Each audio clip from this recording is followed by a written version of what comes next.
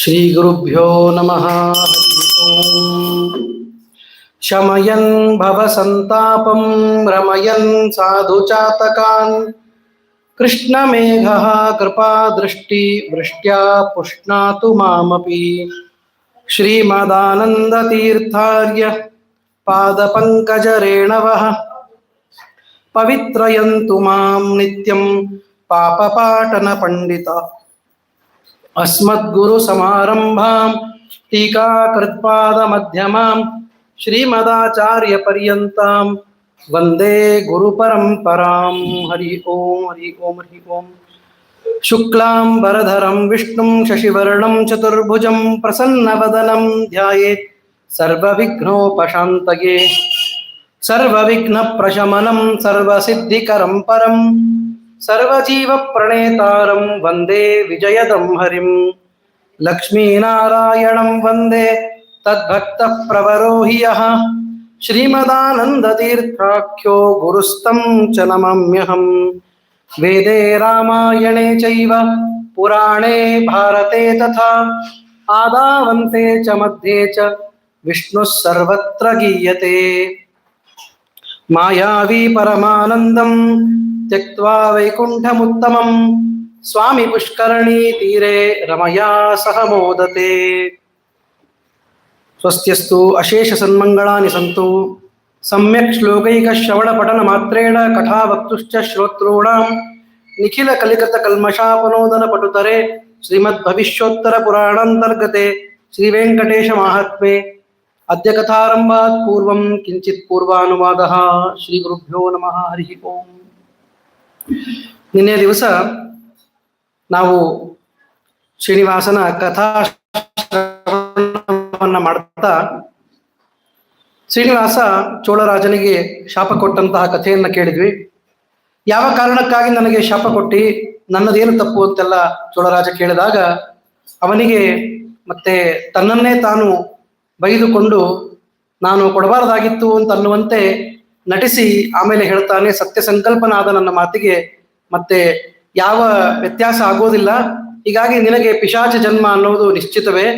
ಆದರೂ ಕೂಡ ಮುಂದೆ ಪದ್ಮಾವತಿಯ ವಿವಾಹವನ್ನ ಮಾಡಿಕೊಳ್ಳುವ ಸಂದರ್ಭದಲ್ಲಿ ಯಾವಾಗ ವರದಕ್ಷಿಣೆ ಮತ್ತು ಕಿರೀಟದ ದಕ್ಷಿಣೆಯನ್ನ ಆಕಾಶರಾಜ ಕೊಡ್ತಾನೋ ಆ ಶತಭಾರವಾದ ಕಿರೀಟವನ್ನ ನಾನು ಧಾರಣೆ ಮಾಡಿದಾಗ ನಿನಗೆ ಘಟಿಕಾ ಷಟ್ಕ 2-2.5 ಗಂಟೆ ಮಾತ್ರ ಸುಖ ಆಗ್ತದೆ. ಯಾವತ್ ಕಲಿಯುಗ ಮುಗಿಯುವವರೆಗೂ ಈ ರೀತಿಯಾಗಿರುತ್ತದೆ. ಅವರವರ ಮತ್ತೆ ಭಾಗ್ಯ ಎಷ್ಟು ಅಷ್ಟು ದೇವರು ಒದಗಿಸಿರ್ತಾನೆ ಅನ್ನುವ ಒಂದು ಕಥಾ ನಿನ್ನೆ ದಿವಸ ನಾವು ಕೇಳಿದ್ವಿ. ಅದಾದ ಮೇಲೆ ತನಗೆ ಆಗಿರುವಂತಹ ಕ್ಷತಿ, ತಲೆಯ ಮೇಲಿರುವಂತಹ ಏನು ಒಂದು ಪೆಟ್ಟಿದೆ, ಅದಕ್ಕಾಗಿ ಔಷಧಕ್ಕಾಗಿ ಸಾಕ್ಷಾತ್ ಮತ್ತೆ ಬೃಹಸ್ಪತ್ಯಾಚಾರ್ಯರನ್ನೇ ಕರೆದು ಔಷಧವನ್ನ ಮಾಡಿಸಿಕೊಳ್ತಾನೆ. ಮುಂದೆ ತಾನು ರಾಮಾಯಣದ ರಾಮದೇವರ, ಕೃಷ್ಣಾಯಣದ ಕೃಷ್ಣದೇವರ, ವೈಕುಂಠದ ಎಲ್ಲ ಚರಿತ್ರೆಗಳನ್ನು ನೆನಪು ಮಾಡಿಕೊಳ್ತಾ ತನ್ನಿಂದ ಅಭಿನ್ನವಾದ ಎಲ್ಲ ಅವತಾರಗಳ ಸ್ಮರಣೆಯನ್ನ ಮಾಡಿ ನಮಗೆ ಪ್ರಯೋಜನ ಆಗುವಂತೆ ಅನುಗ್ರಹವನ್ನ ಮಾಡ್ತಾನೆ. ಅದನ್ನ ನೋಡಿದ್ವಿ. ಆಮೇಲೆ ಪರಮಾತ್ಮ ತಾನೇ ಔಷಧಕ್ಕಾಗಿ ಪ್ರತಿನಿತ್ಯ ಹೋಗ್ತಾ ಇದ್ದ. ಒಂದು ಸಲ ಅಲ್ಲಿ ಮತ್ತೆ ಸಸೂಕರನಾದ ವರಾಹದೇವರ ದರ್ಶನ ಆಯಿತು ಅಂತ ಕೇಳ್ತೀವಿ. ಕ್ರೋಡ ನಾರಾಯಣ ರೂಪಿಗಳಾದ ಪರಮಾತ್ಮನೇ 2 ರೂಪಗಳಿಂದ ಶೋಭಿಸ್ತಾ ಮತ್ತೆ ಪುಷ್ಪವೃಷ್ಟಿಯನ್ನ ಮಾಡಿಸಿಕೊಂಡಿದ್ದಾನೆ. ಬ್ರಹ್ಮಾದಿ ದೇವತೆಗಳೆಲ್ಲ ಈ ಅದ್ಭುತವಾದ ದೃಶ್ಯವನ್ನ ನೋಡಿ ಅದನ್ನ ಭಲೆ ಭಲೆ ಅಂತ ಮತ್ತೆ ಶ್ಲಾಘನೆ ಮಾಡಿದ್ದಾರೆ. ಅದ್ಭುತವಾದ ಮಾನುಷಾಕೃತಿಯಲ್ಲಿ ಪರಮಾತ್ಮ ಪ್ರಾಕೃತನಾಗಿ ನಟಿಸುವಂತೆ ನಟಿಸ್ತಾನೆ. ಅವನು ನಿಜವಾಗಿಯೂ ಅಪ್ರಾಕೃತನಾದವನೇ ಅನ್ನುವ ಸುಂದರವಾದ ತತ್ವೋಪದೇಶವನ್ನು ಇಲ್ಲಿ ವೇದವ್ಯಾಸರು ಮಾಡಿದ್ದನ್ನ ನಾವು ಕೇಳ್ತೀವಿ. ಅದಾದ ಮೇಲೆ ಮತ್ತೆ ದಾನವನ್ನ ಕೊಡಬೇಕು, ಭೂಮಿಯನ್ನ ಯಾವತ್ ಕಲಿಯುಗ ಮತ್ತೆ ಭೂಮಿಯಲ್ಲಿ ವಾಸ ಮಾಡಬೇಕು ಅಂತ ಇಚ್ಛೆ ಪಟ್ಟಿದ್ದೇನೆ, ಇದೇ ಗಿರಿಯಲ್ಲಿ ವಾಸ ಮಾಡಬೇಕು, ಆದ್ದರಿಂದ ವರಾಹ ದೇವರಿಗೆ ನಿವೇದನೆ ಮಾಡ್ತಾನೆ. ಆವಾಗ ವರಾಹ ದೇವರು ಮತ್ತೆ ಮೂಲ್ಯವನ್ನು ಕೊಡಬೇಕು ಅಂದಾಗ ವರಾಹ ದೇವರಿಗೆ ಪ್ರಥಮ ತೀರ್ಥ ಅಭಿಷೇಕ ಮೊದಲಾದ ಮೂಲ್ಯವನ್ನೆಲ್ಲ ಕೊಟ್ಟು ಆ ಭೂಮಿಯನ್ನ ತಾನು ತೆಗೆದುಕೊಳ್ತಾನೆ. ಅಷ್ಟೇ ಅಲ್ಲದೆ ಆ ವರಾಹ ದೇವರು ಬಕುಲಾವತಿಯನ್ನು ಕೂಡ ಶ್ರೀನಿವಾಸನ ಸೇವೆಗಾಗಿ ಕಳಿಸಿಕೊಡ್ತಾರೆ. ಆ ಬಕುಲಾವತಿಯ ಚರಿತ್ರೆಯನ್ನು ಕೂಡ ಸುಂದರವಾಗಿ ವೇದವ್ಯಾಸರು ನಿರೂಪಣೆ ಮಾಡುತ್ತಾರೆ. ಆ ಯಶೋಧಾದೇವಿಯೇ ಈಗ ಬಕುಲಾವತಿಯಾಗಿ ಬಂದು ಮತ್ತೆ ಶ್ರೀನಿವಾಸನ ಸೇವೆಯನ್ನ ಮಾಡ್ತಾ ಇದ್ದಾಳೆ. ಅವನ ಕಲ್ಯಾಣಕ್ಕಾಗಿಯೇ ಬಂದ ಮತ್ತೊಂದು ಅವತಾರ, ಅದು ಯಶೋಧಾದೇವಿ ಅವತಾರ ಅಂತ ಹೇಳಿ ಹೇಳ್ತಾರೆ. ಆ ಕಥೆಯನ್ನ ನಾವು ನಿನ್ನೆಗೆ ಕೇಳಿದ್ವಿ. ಅದ್ಯ ಕಥಾ ಪ್ರಸಕ್ತಿ ಶ್ರೀ ಗುರುಭ್ಯೋ ನಮಃ. ಹರಿ ಓಂ. ಸೂತ ಉವಾಚ. ಸೂತಾಚಾರ್ಯರು ಹೇಳ್ತಾ ಇದ್ದಾರೆ, ಕದಾಚಿದ್ ವೆಂಕಟೇಶಸ್ತು ಚಿಂತಯಾಮಾಸ ವೈಹಯಂ ಮನಸಾ ಚಿಂತ್ಯಮಾನೇತು ಹಯ ಪ್ರತ್ಯಕ್ಷಮಾಗತಃ ವಾಯುರಶ್ವತ್ವಮಾಪನ್ನೋ ರಜ್ಜುಸ್ತತ್ವಾಭಿಮಾನಿನಿ ಉಪಾಸರ್ಪತ್ ಸ್ವಯಂ ಲಕ್ಷ್ಮೀ ತತೋಶ್ವಂ ತಂ ಸಪೂಜಯತ್. 6ನೇ ಅಧ್ಯಾಯದ ಆರಂಭದಲ್ಲಿ ಈ ಕಥೆ ಬರ್ತದೆ. ಪರಮಾತ್ಮ ಒಂದು ಸಲ ತಾನು ಯೋಚನೆ ಮಾಡ್ತಾ ಕೂತಿದ್ದಾನೆ. ಬೇಟೆ ಆಡಬೇಕು ಅಂತ ಇಚ್ಛೆ ಆಯಿತು.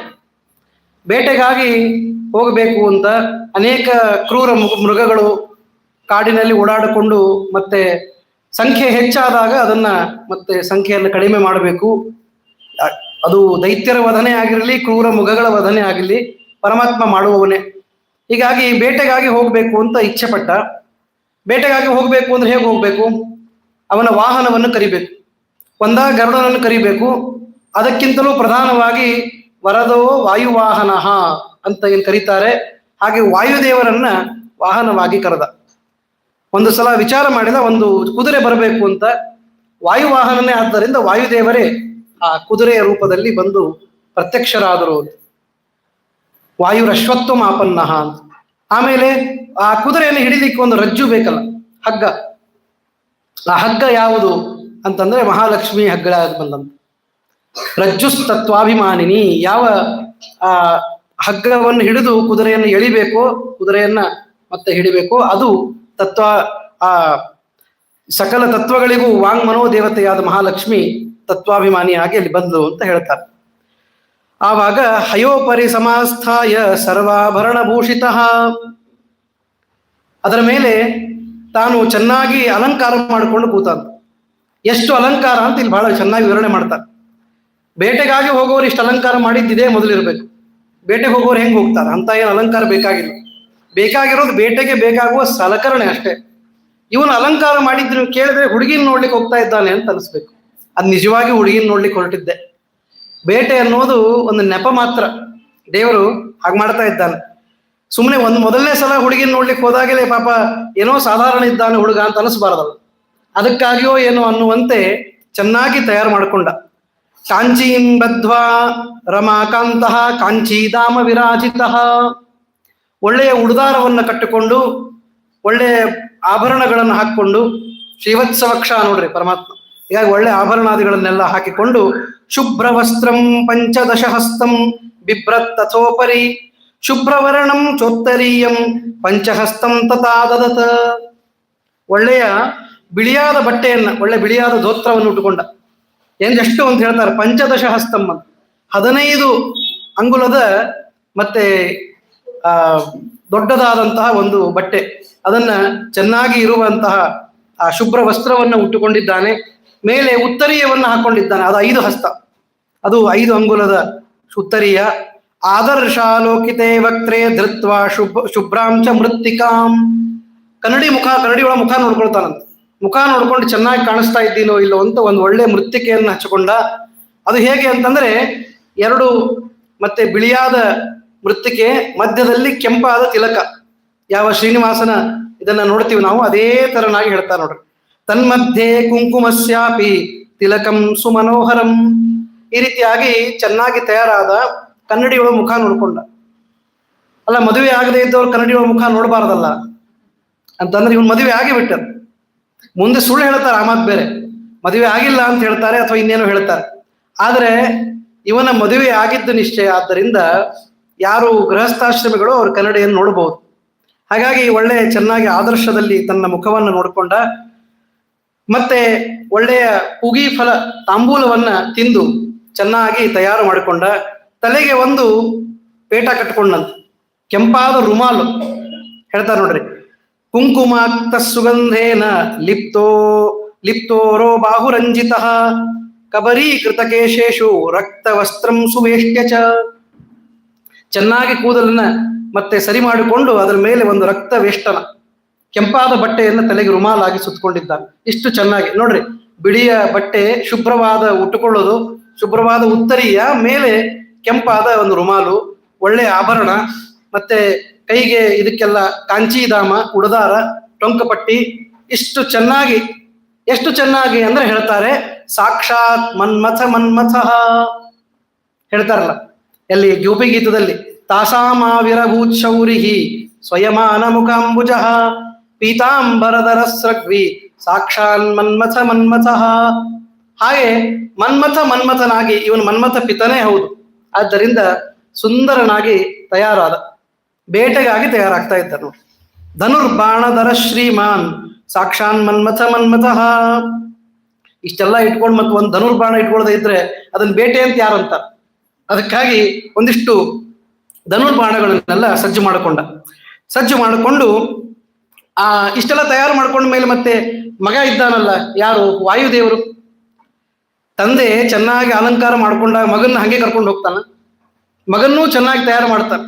ಅವನಿಗೂ ಒಳ್ಳೆ ಕುಂಕುಮ ಹಚ್ಚಿ ತಯಾರು ಮಾಡಿ ಒಳ್ಳೆ ಬಟ್ಟೆ ಹಾಕಿ ಕರ್ಕೊಂಡು ಹೋಗ್ತಾನೆ. ಹಾಗೆ ಇಲ್ಲಿ ಮಗ ಇದ್ದದ್ದು ಹಯರೂಪದಲ್ಲಿ, ಅಶ್ವದ ರೂಪದಲ್ಲಿ. ಅದಕ್ಕಾಗಿ ಹೇಳ್ತಾರೆ, ಹಯಂ ರತ್ನ ಸಮಾಕೀರ್ಣೈಹಿ ಉಪಬರ್ಹೈಹಿ ವಿಭೂಷಿತಂ. ಉಪಬರ್ಹಣ ಮಾಡಿ ಒಳ್ಳೆಯ ವಿಭೂಷ ಚೆನ್ನಾಗಿ ಕಾಣಿಸುವಂತೆ ಹಯ ಆ ಅಶ್ವಕ್ಕೂ ಕೂಡ ತಯಾರು ಮಾಡಿದಂತೆ. ಅಶ್ವನೂ ಚೆನ್ನಾಗಿ ತಯಾರಾಯಿತು, ಮೇಲೂ ಕೂಡುವ ಅಶ್ವಾರೂಢನಾದ ಪರಮಾತ್ಮನೂ ತಯಾರಾಗಿದ್ದಾನೆ. ಹೋಗೋದು ಎಷ್ಟು ಜೋರಾಗಿ ಅಂತಂದ್ರೆ, ಏನೋ ಪಾಪ ಹೆಜ್ಜೆ ಮೇಲೆ ಹೆಜ್ಜೆ ಇಟ್ಕೊಂಡು ಹೋದ್ರೆ ಜನಕ್ಕೆ ಕಾಣಿಸ್ತಾರೆ. ಹೋಗೋದು ಮಾತ್ರ ವಾಯುವೇಗಂ ಮನೋಜವಂ. ವಾಯುವೇಗದಲ್ಲಿ ಹೋದ್ರು. ಮನಸ್ಸಿನ ವೇಗ ಎಷ್ಟು ಜೋರಾಗಿರ್ತದೆ ನೋಡ್ರಿ, ಅದಕ್ಕೂ ಒಂದು ಹೆಜ್ಜೆ ಮುಂದೆ ವಾಯುವೇಗ. ಅಷ್ಟು ಜೋರಾಗಿ ವಾಯುವೇಗದಲ್ಲಿ ತಾನು ಹೋಗಿ ಅವರುಹ್ಯಗಿರಿ ಶ್ರೇಷ್ಠಾನ್ ಮೃಗಯಾರ್ಥಂ ಜಗಾಮಸಃ. ಮೃಗಾನ್ ಬಹೂನ್ ವಿಧಾಕಾರಾನ್ ಸಿಂಹ ಶಾರ್ದೂಲ ಜಂಬುಕಾನ್ ಮಾತಂಗಾನ್ ಶರಭಾನ್ ಘೋರಾನ್ ನೃಣಾನ್ ವೈ ಮಹಿಷಾನಪಿ ಏಣಾನ್ ವೈ ಮಹಿಷಾನಪಿ. ಮತ್ತೆ ಎಲ್ಲ ಹೋದ ಮೇಲೆ ಒಳ್ಳೆ ಬೇಟೆ ಆಡಿದಂತೆ. ಕ್ರೂರವಾದ ಯಾವ ಮೃಗಗಳಿಗೆ ಮತ್ತೆ ಸಮಯ ಬಂದಿತ್ತೋ ಎಲ್ಲ ಮೃಗಗಳನ್ನ ಅವರಿಗೆ ಸರಿಯಾದ ಯೋಗ್ಯತೆಯನ್ನು ತೋರಿಸಿದ. ಮಾತಂಗ, ಶರಭ, ಸಿಂಹ, ಶಾರ್ದೂಲ, ಜಂಬುಕ ಎಲ್ಲ ಮತ್ತೆ ಪಶುಗಳನ್ನೆಲ್ಲ ಬೇಟೆಯಾಡಿ ಒಂದು ದೊಡ್ಡ ಮದೋನ್ಮತ್ತವಾದ ಆನೆಗೆ ಬೆನ್ನು ಹತ್ತಿದ. ಆ ಆನೆಯನ್ನ ಸಜಗಾಮ ವನೇ ದೂರಂ ಭಯಾತ್ ಭೀತೋ ವಶಾಕಪೇಹೆ ಯೋಜನಂ ಸಾರ್ಧಕಂ ಗತ್ವಾ ತತ್ರ ದೇವಂ ಜನಾರ್ದನಂ ದಂಡವತ್ ಪತಿತೋ ಭೂತ್ವ ಶುಂಡಾಮುದ್ಯಮ್ಯ ಗರ್ಜಯನ್. ಯಾವಾಗ ಇವನು ಒಂದು ದೊಡ್ಡ ಆನೆಗೆ ಬೆನ್ನು ಹತ್ತಿದ, ಆ ಆನೆ ಓಡ್ಲಿಕ್ಕೆ ಪ್ರಾರಂಭ ಆಯ್ತು. ಯಾಕಂದ್ರೆ ಗೊತ್ತಾಯ್ತು ಇವನು ಬಾಣ ಬಿಡ್ಲಿಕ್ಕೆ ಬರ್ತಾ ಇದ್ದಾನೆ. ಆನೆಯ ಓಟನೂ ಅಷ್ಟೇ ಜೋರಾಗಿರ್ತದೆ. ಅದು ಮದಭರಿತವಾದ ಆನೆ ದಿಕ್ಕಾಪಾಲಾಗಿ ಓಡ್ತಾ ಇದೆ. ಓಡ್ತಾ ಮುಂದೆ ಹೋಗಿ ಇವನ ಕಡೆ ಮುಖ ಮಾಡುತ್ತೆ. ಮುಖ ಮಾಡಿ ಏನ್ ಮಾಡಿತು ಅಂತಂದ್ರೆ, ನೆನಪು ಮಾಡ್ಕೊಂಡಿರ್ಬೇಕು ಆನೆ, ಇವನು ಶರಣಾಗತ ವತ್ಸಲ ಅಂತ. ಶರಣಾಗತ ವತ್ಸಲ ಅಂದ್ರೆ ಏನು? ಯಾರು ಶರಣು ಬಂದು ನಮಸ್ಕಾರ ಮಾಡ್ತಾರೋ ಅವ್ರನ್ನ ಬಿಟ್ಟು ಬಿಡ್ತಾನೆ. ವಾಲಿ ಹಿಂಗ್ ಮಾಡಿಬಿಟ್ಟಾನೇನು ಅಂತಾನೆ ಅವನಿಗೆ ಬಾಣ ಬಿಟ್ಟಿದ್ದು ಹಿಂದಿನಿಂದ. ಆದ್ದರಿಂದ ಶರಣಾಗತ ವತ್ಸಲನಾದ ಪರಮಾತ್ಮನಿಗೆ ಆ ಆನೆ ಮುಂದೆ ಹೋಗಿ ತಿರುಗಿ ದಂಡವತ್ ಪತಿತೋ ಭೂತ್ವ ಸಾಷ್ಟಾಂಗ ನಮಸ್ಕಾರ ಮಾಡ್ತದೆ. ಆನೆ ನಮಸ್ಕಾರ ಮಾಡುವ ಶೈಲಿ ನಿಮ್ಗೆಲ್ಲ ಗೊತ್ತಿದೆ. ನಮಸ್ಕಾರವನ್ನ ಈ ರೀತಿಯಾಗಿ ಬಗ್ಗಿ ಮಾಡಿ ತನ್ನ ಶುಂಡ, ಅದನ್ನ ಯಾವ ಸೊಂಡಿಲಿದೆ ಅದನ್ನ ಎತ್ತಿ ದೀರ್ಘ ನಮಸ್ಕಾರವನ್ನ ಮಾಡಿ ಗರ್ಜಯನ್, ಜೋರಾಗಿ ಗರ್ಜನೆ ಮಾಡ್ತಾ ಇದೆ. ಗರ್ಜನೆ ಮಾಡಿ ಆ ಕಡೆ ಸರಿತಂತೆ. ಇವನು ಪಾಪ ಆನೆ ಶರಣಾಗತಿಯನ್ನ ಕೇಳ್ತಾ ಇದೆ ಅಂತಂದು ಅದನ್ನ ಬಿಟ್ಟ. ಆನೆ ಹಾಗೆ ಕೇಳಿದ ತಕ್ಷಣ ಅವನು ಬಿಟ್ಟ. ನೋಡಿದ್ರೆ ಆ ಆನೆ ಸರಿದ ತಕ್ಷಣ ಹಿಂದೆ ಒಂದಿಷ್ಟು ಸುಂದರ ಬಾಲಕಿಯರು ಕಾಣಿಸ್ತಾ ಇದ್ದಾರೆ.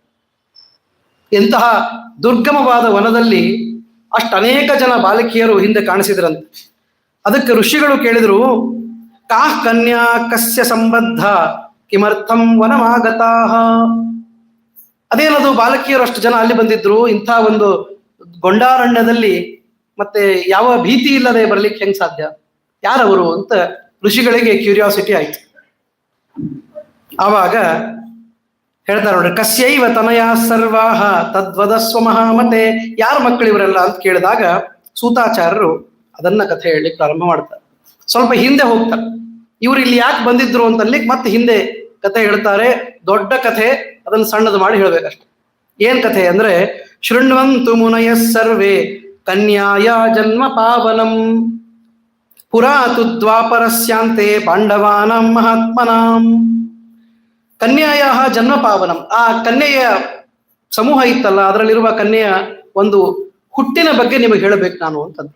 ಅದು ಎಂತಹದ್ದು ಪಾವನ ಚರಿತೆ, ಇದನ್ನ ಕೇಳೋದ್ರಿಂದಲೇನೆ ನಮ್ಮ ದೋಷಗಳು ಪರಿಹಾರ ಆಗ್ತವೆ. ಅಂತಹ ಪಾವನವಾದಂತಹ ಕಥೆ ಅದು. ಯುದ್ಧೇ ತು ಭಾರತೆ ತೀತೆ ಅಷ್ಟಾವಿಂಶತಿ ತಮೇ ಕಲೌ ವಿಕ್ರಮಾರ್ಕಾದಯೋ ಭೂಪಾಹ ಸ್ವರ್ಗಲೋಕಂ ನದಾಯಯುಃ ತತ್ಕಾಲಾಂತೆ ವತ್ಸರಾಣಾಂ ಸಹಸ್ರೇಷು ಗತೇಷು ವೈ ಚಂದ್ರವೀರೇ ನೃಪ ಕಶ್ಚಿತ್ ಸುವೀರ ಇತಿ ನಾಮಕಃ. ದ್ವಾಪರದ ಯುದ್ಧ ಆಯ್ತಲ್ಲ, ಮಹಾಭಾರತ ಯುದ್ಧ, 18 ದಿನದ ಯುದ್ಧ ಆಯಿತು. ಮುಂದೆಲ್ಲರೂ ಸ್ವರ್ಗಾರೋಹಣ ಮಾಡಿದ್ರು. ಗಾಂಧಾರಿ, ಧೃತರಾಷ್ಟ್ರ ಮತ್ತು ಕುಂತಿ ಅವರೆಲ್ಲ ತಮ್ಮ ಅಗ್ನಿಗೆ ಸಿಕ್ಕು ಅವರು ತಮ್ಮ ತ್ಯಾಗವನ್ನು ಮಾಡಿದ್ರು. ಇದೆಲ್ಲ ಮುಗಿದು ಒಂದಿಷ್ಟು ವರ್ಷಗಳು ಕಳೀತು. ಎಷ್ಟು? 1000 ವರ್ಷ ಕಳೀತು. ಹೌದಾ? ಭಾರತದ ಯುದ್ಧ ಮುಗಿದು 1000 ವರ್ಷ ಆದ ಮೇಲೆ ಚಂದ್ರ ವಂಶದಲ್ಲಿ, ಅಂದ್ರೆ ಇದೇ ವಂಶದಲ್ಲಿ ಸುವೀರ ಅನ್ನುವಂತಹ ರಾಜ ಹುಟ್ಟಿದ. ಆ ಸುವೀರನಿಗೆ ಒಬ್ಬ ಒಳ್ಳೆಯ ಮಗ, ಅವನ ಹೆಸರು ಸುಧರ್ಮ ಅಂತ. ಸುವೀರನ ಮಗ ಸುಧರ್ಮ ರಾಜ. ಆ ಸುಧರ್ಮನಿಗೆ 2 ಗಂಡು ಮಕ್ಕಳು ಹುಟ್ಟಿದ್ರು. ಹೇಳ್ತಾರೆ ನೋಡ್ರಿ, ನೃಪ ಪುಂಗವೌ ಆಕಾಶ ತೋಂಡಮಾನಾಖ್ಯೌ ಜಾತೌ ಲೋಕ ಯಶಸ್ಕರೌ. ನಿನ್ನೆ ಹೇಳಿದ್ರು, ಪಾಂಡವರ ದೌಹಿತ್ರ ವಂಶದಲ್ಲಿ ಆಕಾಶ ರಾಜ ಹುಟ್ಟುತ್ತಾನೆ ಅಂತ. ಹಾಗೆ ಅದೇ ಮಾತಿನ ತಕ್ಕಂತೆ ಪಾಂಡವರ ದೌಹಿತ್ರ ವಂಶದಲ್ಲಿ ಸುವೀರ ರಾಜ, ಸುವೀರ ರಾಜನಿಗೆ ಸುಧರ್ಮ ರಾಜ, ಸುಧರ್ಮ ರಾಜನಿಗೆ 2 ಗಂಡು ಮಕ್ಕಳು ಹುಟ್ಟಿದ್ರು. ಒಬ್ಬನು ಆಕಾಶ ರಾಜ ಅಣ್ಣ, ತೋಂಡರಾಜ ತೋಂಡಮಾನ ಸಣ್ಣವನು ತಮ್ಮ. ಧರ್ಮಿಷ್ಠೌ ಹರಿಭಕ್ತೌ ತು ನಾರಾಯಣ ಪರಾಯಣವು ಜ್ಯೇಷ್ಠೋ ವಿಯನ್ ನೃಪ ಸಾಧು ಕನಿಷ್ಠಸ್ತೋಂಡಮಾನ್ ನೃಪ. ಅವರಿಬ್ರು ಹರಿಭಕ್ತರಾದವರು, ಒಳ್ಳೆ ಮಕ್ಕಳು ಹುಟ್ಟಬೇಕು ಅಂತ ಮುಂದೆ ಅವನೇ ಹೇಳುತ್ತಾನೆ ನೋಡ್ರಿ. ಏನಂದ್ರೆ ಧರ್ಮಿಷ್ಠರು ಹರಿಭಕ್ತರು ಆದ ಮಕ್ಕಳು ನಾರಾಯಣ ಪರಾಯಣವು. ನಾರಾಯಣ ಪರಾಯಣರಾಗದೇ ಇದ್ರೆ ನಾರಾಯಣ ಹೆಂಗೆ ಬರ್ತಾನೆ? ನಾರಾಯಣ ಗಿರಿಯಿಂದ. ಹಾಗಾಗಿ ಅವನು ನಾರಾಯಣ ಪರಾಯಣರೇ ಆಗ್ಬೇಕು. ತೋಂಡಮಾನನ ಕಥೆ ಈ ಈ ಕಲ್ಯಾಣದ ಕಥೆ ಆದ್ಮೇಲೆ ಬರ್ತದೆ, ಅದನ್ನ ಹೆಚ್ಚಾಗಿ ಹೇಳುವ ಪದ್ಧತಿ ಇಟ್ಟುಕೊಂಡಿಲ್ಲ. ಆದರೆ ಅಂತೂ ಆ ಕಥೆಯೂ ಕೂಡ ಭಗವದ್ ಭಕ್ತರ ಕಥೆ ಅಂತ ಕೇಳೋ ಪದ್ಧತಿ ಇದೆ. ಆ ತೋಂಡಮಾನ ರಾಜ ಆಗಲಿ, ಸಾಕ್ಷಾತ್ ಆಕಾಶ ರಾಜ ಆಗಲಿ, ಇವರಿಬ್ಬರು ಕೂಡ ನಾರಾಯಣ ಪರಾಯಣವು, ಬಹಳ ಒಳ್ಳೆಯ ಮತ್ತೆ ಮಕ್ಕಳು. ತೋಂಡ ದೇಶಾಧಿಪನಾಗಿ ಈ ಅಣ್ಣನಾದ ಆಕಾಶ ರಾಜ ರಾಜ್ಯಭಾರವನ್ನು ಮಾಡ್ತಾ ಇದ್ದಾನೆ. ತಮ್ಮ ಆ ಅಣ್ಣನಿಗೆ ಬೇಕಾಗುವ ಎಲ್ಲ ಸಹಕಾರವನ್ನು ಕೊಟ್ಟುಕೊಂಡು ಒಳ್ಳೆ ರೀತಿಯಲ್ಲಿ ರಾಜ್ಯವನ್ನು ನಡೆಸ್ತಾ ಇದ್ದಾರೆ. ಹೇಳ್ತಾರೆ, ಯಾವಾಗ ರಾಜ್ಯರು ಮತ್ತೆ ಧರ್ಮ ಪರಾಯಣರಾಗ್ತಾರೋ ಆವಾಗ ಪ್ರಜೆಗಳೆಲ್ಲ ತಾವಾಗಿ ಮಾತು ಕೇಳೋರಾಗ್ತಾರೆ. ಟ್ಯಾಕ್ಸ್ ಕಟ್ಲಿಕ್ಕೆ ಯಾಕೆ ಆಗ್ತಾ ಇಲ್ಲ ಇವತ್ತು ಅಂತಂದ್ರೆ, ಮೇಲೆ ಕೂತವರು ಟ್ಯಾಕ್ಸ್ ತಿನ್ನೋರು ಇರ್ತಾರೆ ಅದಕ್ಕಾಗಿ. ಹಾಗಾಗಿ ಯಾರು ರಾಜರು ಮತ್ತೆ ಧರ್ಮನಿಷ್ಠರಾಗಿ ಕೆಲಸ ಮಾಡ್ತಾರೋ ಅವರ ಪ್ರಜೆಗಳು ಕೂಡ ಧರ್ಮನಿಷ್ಠರಾಗ್ತಾರೆ. ಹೀಗಾಗಿ ರಾಜರಂತೆ ಪ್ರಜೆಗಳು. ಆದ್ದರಿಂದ ಅಲ್ಲಿ ಯಾವ ಆತಂಕವಿಲ್ಲದೆ ಈ ಸುಧರ್ಮನ ಮಕ್ಕಳು ಚೆನ್ನಾಗಿ ಇದನ್ನು ನಡೆಸ್ಕೊಂಡು ಹೋಗ್ತಾ ಇದ್ರು. ನಿರಾತಂಕಮಭೂತ್ ಸರ್ವಂ ಜಗತ್ ಸ್ಥಾವರ ಜಂಗಮಂ. ಎಲ್ಲಾ ಸ್ಥಾವರ ಜಂಗಮಾತ್ಮಕವಾದ ಜಗತ್ತು ಏನಿತ್ತೋ, ಸ್ಥಾವರ ಜಂಗಮ ಅಂತ ಯಾಕೆ ಹೇಳಿದ್ರು ಗೊತ್ತೇನು? ಈಗ ಜಂಗಮರೆಲ್ಲ ಚೆನ್ನಾಗಿದ್ದಾರೆ, ಆದ್ರೆ ಬಂದಿರೋ ಸಮಸ್ಯೆ ಸ್ಥಾವರಕ್ಕೆ. ಎಲ್ಲಾ ಕಡೆ ಗಿಡ ಕಡಿದು ಮತ್ತೆ ಬಿಲ್ಡಿಂಗ್ಗಳನ್ನು ಕಟ್ತಾ ಇದ್ರೆ ಸ್ಥಾವರಾತ್ಮಕವಾದ ಪ್ರಪಂಚ ಹೆಂಗ್ ಬದುಕಬೇಕು? ವೃಕ್ಷಗಳು ಇಲ್ಲ ಅಂತಾದ್ರೆ ಮಳೆ ಬೆಳೆ ವ್ಯತ್ಯಾಸ ಆಗಿ ಹೋಗ್ತದೆ. ಅಕಾಲದಲ್ಲಿ ವೃಷ್ಟಿ ಆಗ್ತದೆ ನೋಡ್ರಿ. ಯಾಕಾಗ್ತದೆ? ಸ್ಥಾವರ ಪ್ರಪಂಚ ಇವತ್ತು ಕಷ್ಟದಲ್ಲಿದೆ. ಆದರೆ ಸುಧರ್ಮನ ಮಕ್ಕಳು ಮಾಡುವ ಆ ಆಕಾಶರಾಜನ ಕಾಲದಲ್ಲಿ ನಡೆದಾಗ ಸ್ಥಾವರ ಜಂಗಮ ಎರಡೂ ಚೆನ್ನಾಗಿತ್ತು ಅಂತ ಬಹಳ ಮಹತ್ವದ ಸಂದೇಶ ಇದೆ. ಇದನ್ನ ಕಲಿಯುಗದಲ್ಲಿ ನಾವು ಅಧ್ಯಯನ ಮಾಡುವಾಗ ಇದು ನೆನಪಾಗ್ಬೇಕು, ಎರಡನ್ನೂ ಚೆನ್ನಾಗಿ ಇಟ್ಕೊಳ್ಬೇಕು ಅಂತ. ಹೀಗಾಗಿ ಸ್ಥಾವರ ಜಂಗಮವು ಚೆನ್ನಾಗಿತ್ತು. ಗಾವೋ ಬಹು ಪಯೋದಾಶ್ಚ, ಒಳ್ಳೆ ಹಾಲನ್ನು ಕೊಡುವ ಆಕಳುಗಳು, ನೂರಾರು ಬಕೀಟಿನಷ್ಟು ಹಾಲು ಕೊಡುವ ಆಕಳುಗಳಿದ್ದು ಇವತ್ತೆಲ್ಲ ಪರಿಸ್ಥಿತಿ ಹೆಂಗಿದೆ ನಿಮ್ಗೆ ಗೊತ್ತು. ಆಕಳೇ ಸಿಗ್ತಾ ಇಲ್ಲ. ಆಕಳು ಸಿಕ್ಕರೆ ಮುಂದೆಲ್ಲ, ಸಿಕ್ಕ ಆಕಳುಗಳನ್ನೆಲ್ಲ ಆಹಾರವಾಗಿ ತೆಗೆದುಕೊಳ್ಳುವ ದುಷ್ಟ ಪ್ರವೃತ್ತಿ ಅದು ಈ ಕಲಿಯುಗದ್ದು. ಹಿಂಗಾಗಿ ಬಹಳ ಕಷ್ಟ. ಆದರೆ ಅವನ ಕಾಲದಲ್ಲಿ ಚೆನ್ನಾಗಿ ಎಲ್ಲ ಇತ್ತು, ಎಲ್ಲ ಚೆನ್ನಾಗಿದೆ. ಅವನ ಮನೆಯೊಳಗೆ ಮನಸ್ಸಿನೊಳಗೆ ಸಮಾಧಾನ ಇಲ್ಲ. ಯಾಕೆ ಹೇಳ್ತಾರ? ಕದಾಚಿತ್ ಪುತ್ರಕಾಂಕ್ಷಿ ಸಹ ಹೇಕ್ಯಾಂತೆ ಭವನೆ ಸ್ಥಿತಃ ಅಪುತ್ರೋ ನೃಪತಿರ್ ದುಃಖಾತ್ ಗುರುಂ ಪ್ರೋವಾಚ ಭಕ್ತಿತಃ. ಆಕಾಶ ರಾಜ ತಮ್ಮ ಗುರುಗಳನ್ನ ಕರೆದು ಜೋರಾಗಿ ವಿಲಾಪ ಮಾಡ್ತಾ ಇದ್ದಾನೆ. ಮನಸ್ಸಿನಲ್ಲಿ ಎಷ್ಟೋ ದಿವಸದಿಂದ ಇದ್ದ ದುಃಖವನ್ನು ಹೇಳ್ಕೊಳ್ತಾ ಇದ್ದಾನೆ. ಏನಾದ್ರೆ ಏನು ಉಪಯೋಗ? ಒಂದು ಒಳ್ಳೆಯ ಮಕ್ಕಳು ಹುಟ್ಟಲಿಲ್ಲ ಅಂತಂದ್ರೆ ಏನು ಉಪಯೋಗ? ಮಕ್ಕಳಾಗಿರ್ಲಿಲ್ಲ, ಅದು ಬಹಳ ದುಃಖವನ್ನು ಅವರಿಗೆ ತಂದು ಕೊಟ್ಟಿತ್ತು.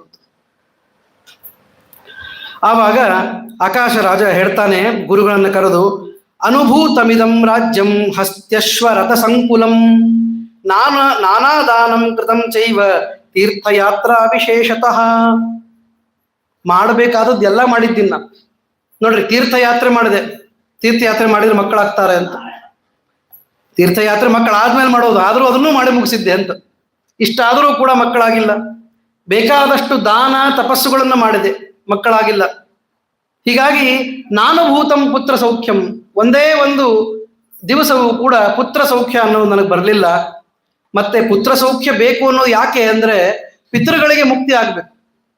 ನಾವು ನಮ್ಮ ಸಂತತಿಯನ್ನ ಮುಂದುವರೆಸಿದ್ರೇನೆ ಪಿತೃಗಳಿಗೆ ಮುಕ್ತಿ ಅಂತ ಒಂದು ಶಾಸ್ತ್ರದ ನಿಯಮ.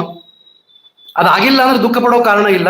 ದೇವರು ವ್ಯವಸ್ಥೆ ಮಾಡಿದ್ದಾನೆ, ಆಚಾರ ನಿರ್ಣಯ ಕೊಟ್ಟಿದ್ದಾರೆ. ಆದರೂ ಕೂಡ ಸಾಮಾನ್ಯವಾದ ವಿಚಾರ ಏನು? ಪುತ್ರರು ಹುಟ್ಟಬೇಕು, ಮಕ್ಕಳು ಹುಟ್ಟಬೇಕು, ಅದರಿಂದ ಪಿತೃ ಋಣ ತೀರುತ್ತದೆ ಅಂತ. ಹೌದಾ? ಹೀಗಾಗಿ ಆಚಾರ್ಯಾಯ ಪ್ರಿಯಂ ಧನಮಾಹೃತ್ಯ ಪ್ರಜಾತಂತುಂ ವ್ಯವಚ್ಛೇತ್ಸಿ ಅಂತ ಉಪನಿಷತ್ತು ಹೇಳುತ್ತೆ. ತೈತರಿಯ ಉಪನಿಷತ್ತಿನೊಳಗೆ ಹೇಳುವಾಗ ಆಚಾರ್ಯರು ಆಶೀರ್ವಾದ ಮಾಡಿ ಮತ್ತೆ ಅಭ್ಯಾಸ ಮಾಡಿ ಹುಡುಗರು ಹೋಗ್ತಾ ಇರ್ತಾರೆ. ಅವ್ರಿಗೆ ಆಶೀರ್ವಾದ ಮಾಡಿ ಹೇಳುವಾಗ ಹೇಳ್ತಾರೆ ಒಂದು ಮಾತು, ಮಾತೃದೇವೋ ಭವ ಪಿತೃದೇವೋ ಭವ. ಅದೆಲ್ಲ ಹೇಳಿದ್ಮೇಲೆ ಆಚಾರ್ಯಾಯ ಪ್ರಿಯಂ ಧನಮಾಹೃತ್ಯ, ನಿಮ್ಮ ಗುರುಗಳಿಗೆ ಕೊಡಬೇಕಾದ ಗುರುದಕ್ಷಿಣೆಯನ್ನು ಕೊಡಬೇಕು. ಕೊಟ್ಟು ಹೋಗಿ ಗೃಹಸ್ಥ ಧರ್ಮವನ್ನು ಸ್ವೀಕಾರ ಮಾಡಿ ಪ್ರಜಾತಂತುಮ್ಮ ವ್ಯವಚ್ಛೇತ್ಸಿ, ಎಂದೂ ಕೂಡ ಪ್ರಜಾತಂತುವನ್ನ ಕತ್ತರಿಸಬಾರದು ಅಂತ ಅರ್ಥ. ಹಾಗಾಗಿ ಪ್ರಜಾತಂತುವನ್ನು ಮುಂದುವರಿಸಬೇಕು ಅಂತ. ಇದು ಶಾಸ್ತ್ರ ಅವನಿಗೆ ಗೊತ್ತಿಲ್ಲೇನು? ಆಕಾಶರಾಜನಿಗೆ ಬೇಕಾದಷ್ಟು ಶಾಸ್ತ್ರಾಧ್ಯಯನವನ್ನು ಮಾಡಿದಂತಹ ಕ್ಷತ್ರಿಯ ರಾಜರು ಇರ್ತಾ ಇದ್ರು. ಅದಕ್ಕೆ ಅವನಿಗೆ ದುಃಖ ಆಗ್ತಾ ಇತ್ತು. ನಾನೇನೆಲ್ಲ ಮಾಡಿದ್ರು ಕೊನೆಗೆ ಮಕ್ಕಳಾಗಿಲ್ಲ ಅಂದ್ರೆ ಏನು ಪ್ರಯೋಜನ ಅಂತ ದುಃಖದಿಂದ ಅಳ್ತಾ ಇದ್ದಾನೆ. ಕೇನ ಪಾಪೇನ ವಿಪ್ರೇಂದ್ರ ನ ಪ್ರಾಪ್ತಂ ಪುತ್ರ ಜನ್ಮ ಮೇ ನೇತ್ರಾಭ್ಯಾಂ ನೈವ ದೃಷ್ಟಂ ಚ ಪುತ್ರಸ್ಯ ಮುಖ ಪಂಕಜಂ ಕರ್ಣಾಭ್ಯಾಂ ನ ಶ್ರುತ ಶಬ್ದ ಪುತ್ರೇಣ ರುದತಾಕೃತಃ.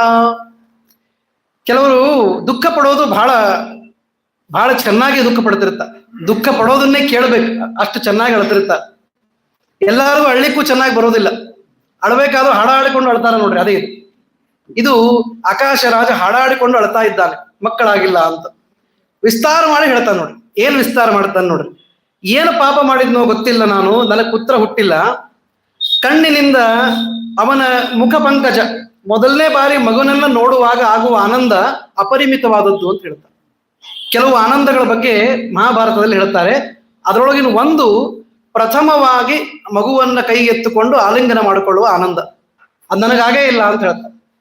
ಬರೇ ಶಾಸ್ತ್ರದಲ್ಲಿ ಓದಿದ್ವಿ, ನಮಗಾಗಿಲ್ಲ ಮೊದಲನೇದ್ದು.